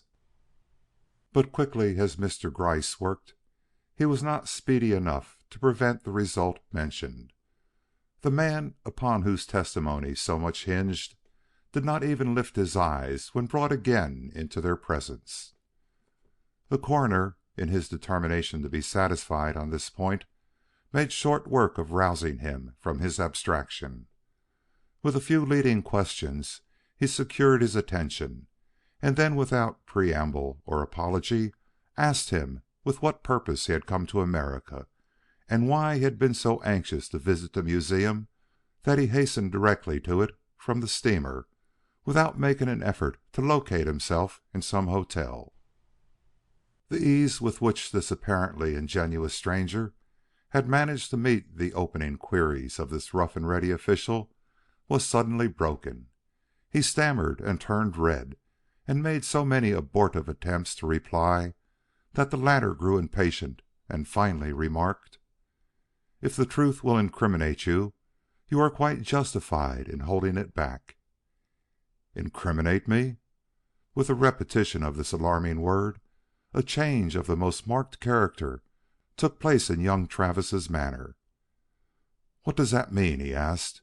"I am not sure that I understand your use of that word, incriminate." Dr. Price explained himself, to the seeming horror of the startled Englishman. "You think that of me?" he cried. "Of me? Who?" But here indignation made him speechless, till some feeling stronger than the one subduing him to silence forced him again into speech, and he supplemented in broken tones: "I am only a stranger to you, and consequently am willing to pardon your misconception of my character and the principles by which I regulate my life. I have a horror of crime and all violence. Besides, the young lady, she awakened my deepest admiration and reverence. I—" Again he stopped. Again he burst forth: "I would sooner have died myself than see such angel graces laid low.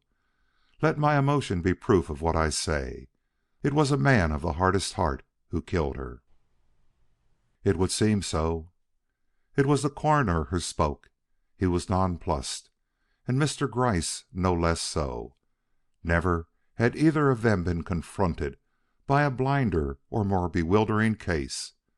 An incomprehensible crime and a suspect it was impossible to associate with a deed of blood. There must be some other explanation of the mournful circumstance they were considering.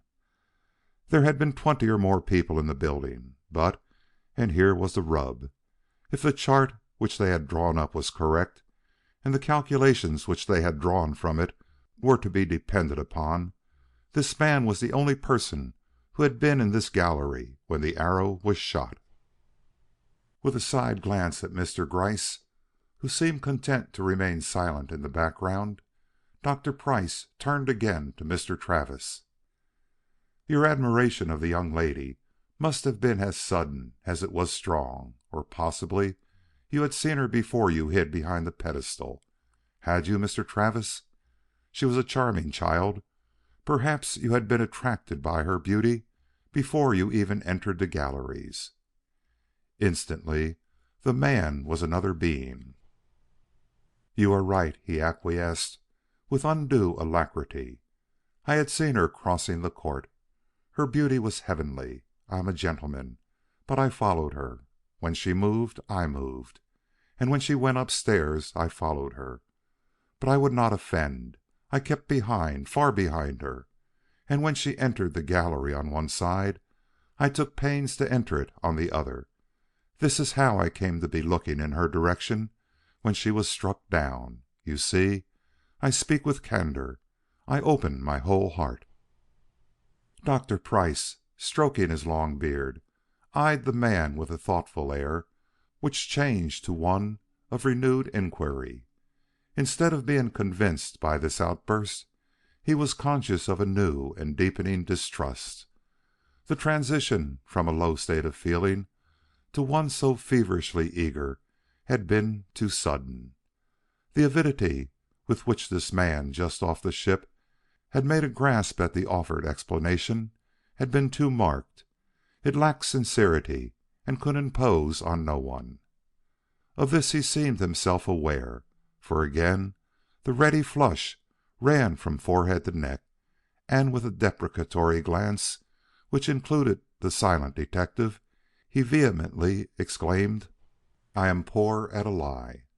I see that you will have the whole truth. It was on her account I crossed the ocean.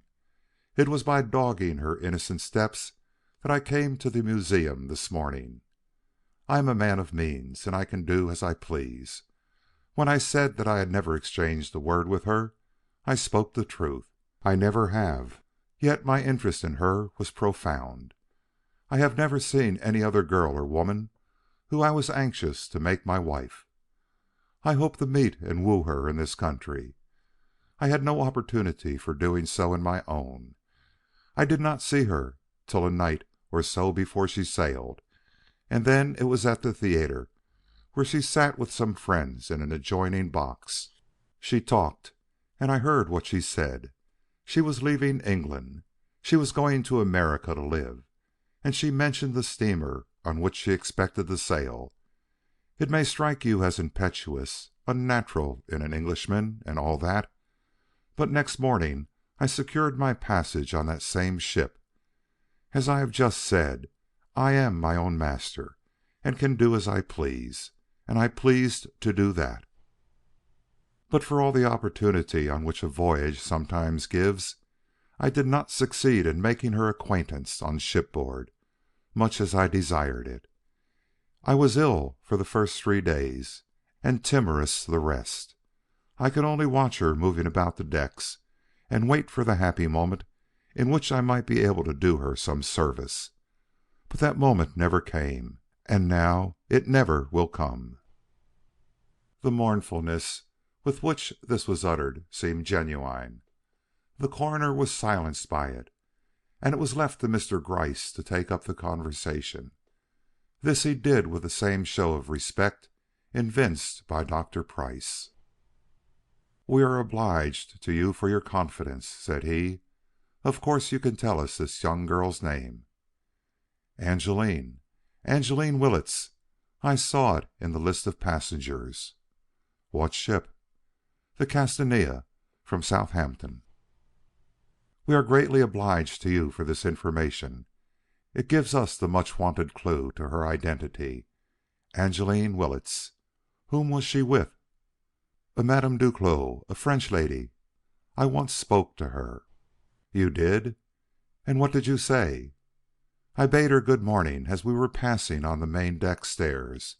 But she did not answer, and I was not guilty of impertinence again." "I see.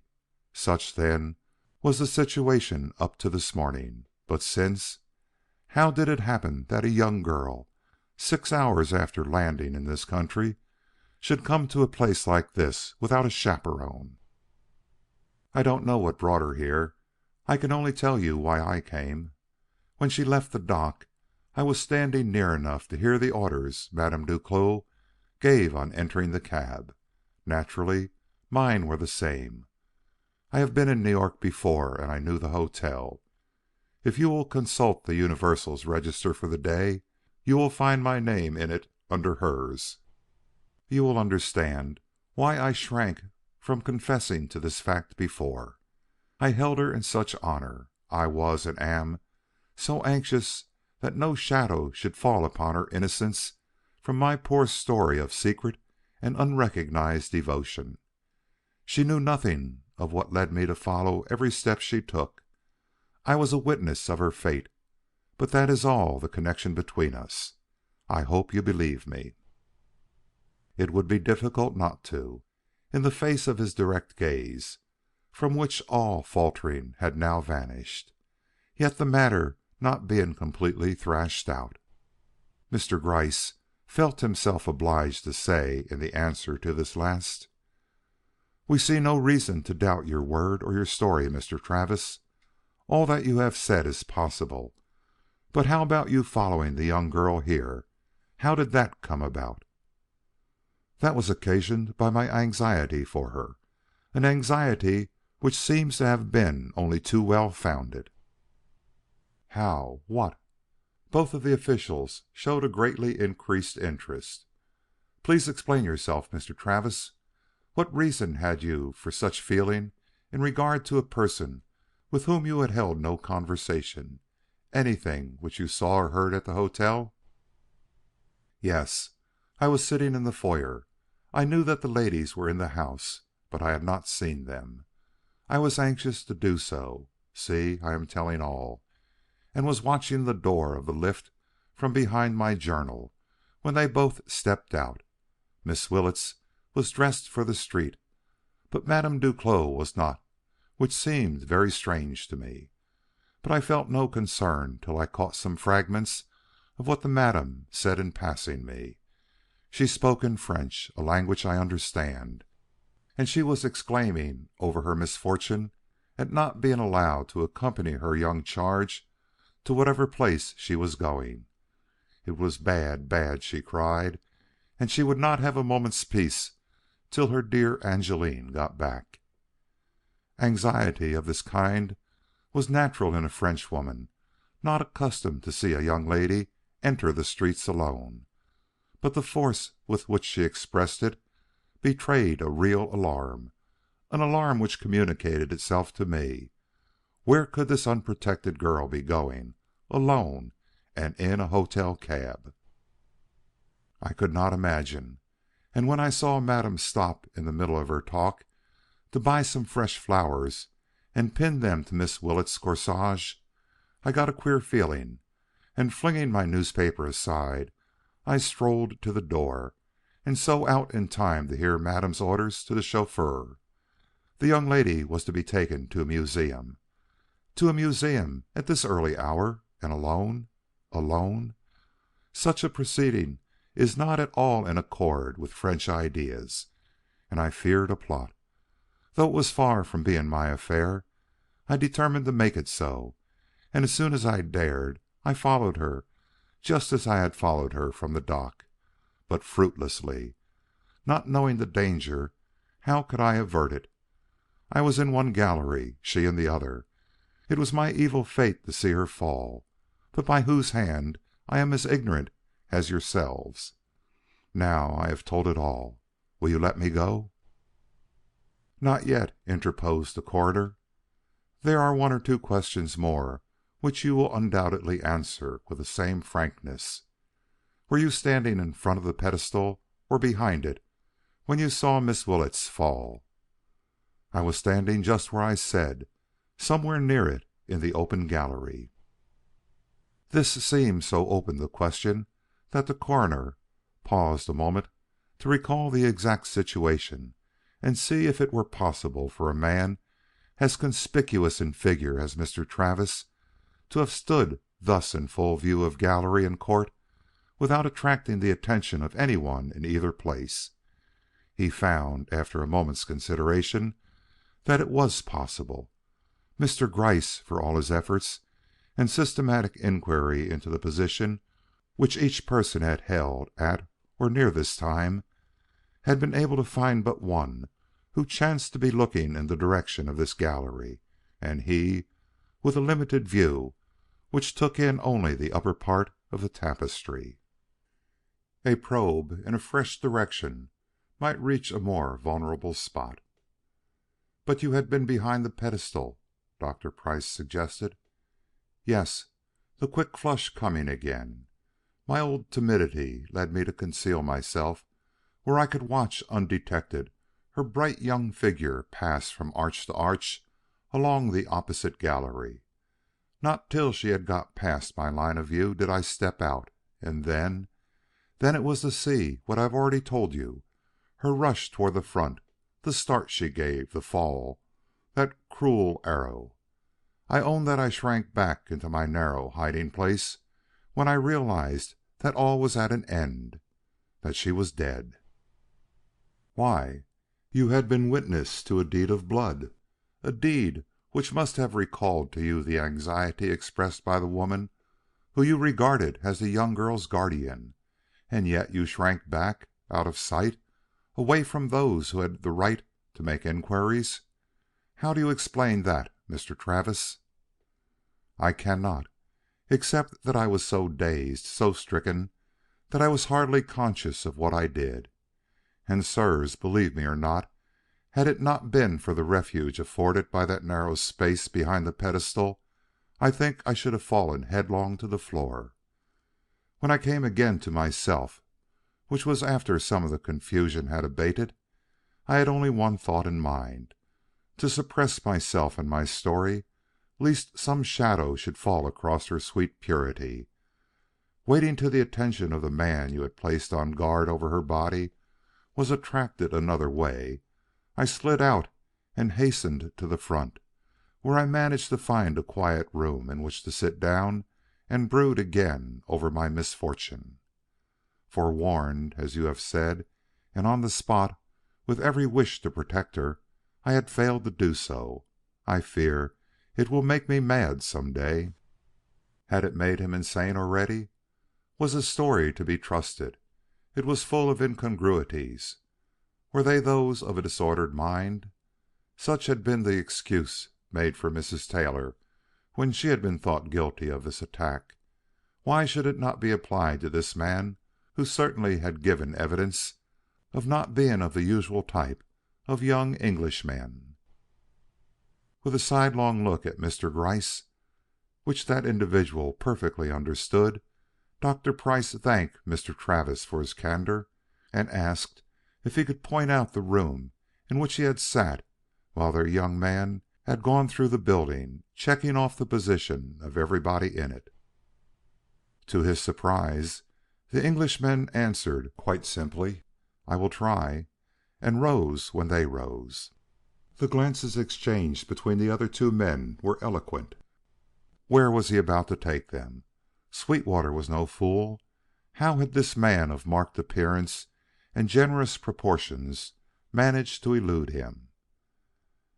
As had happened before, it proved to be easily explainable when once the conditions were known.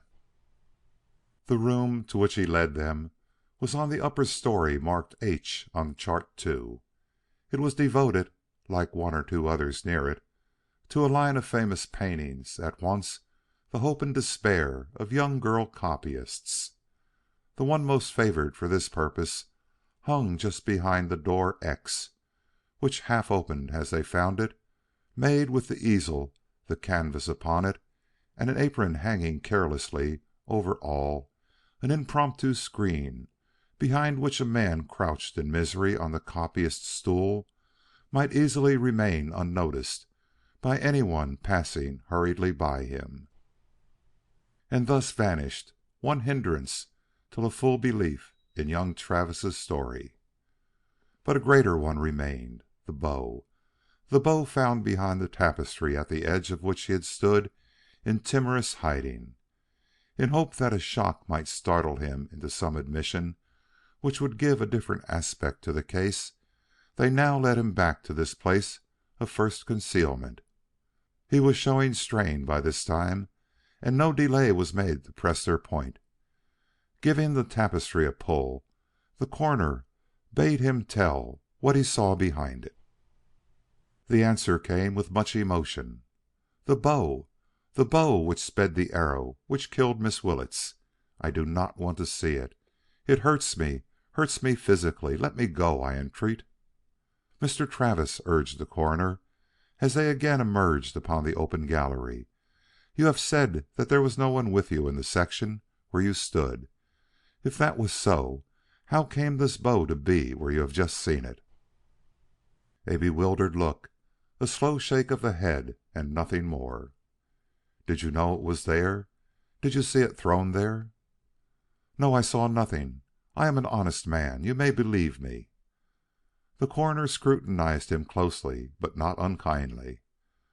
We shall know before night who handled that bow, Mr. Travis. It carries its own clue with it. A gleam of unmistakable joy lighted up the Englishman's features. I am glad, he cried. I am glad. Coroner Price was a man of experience.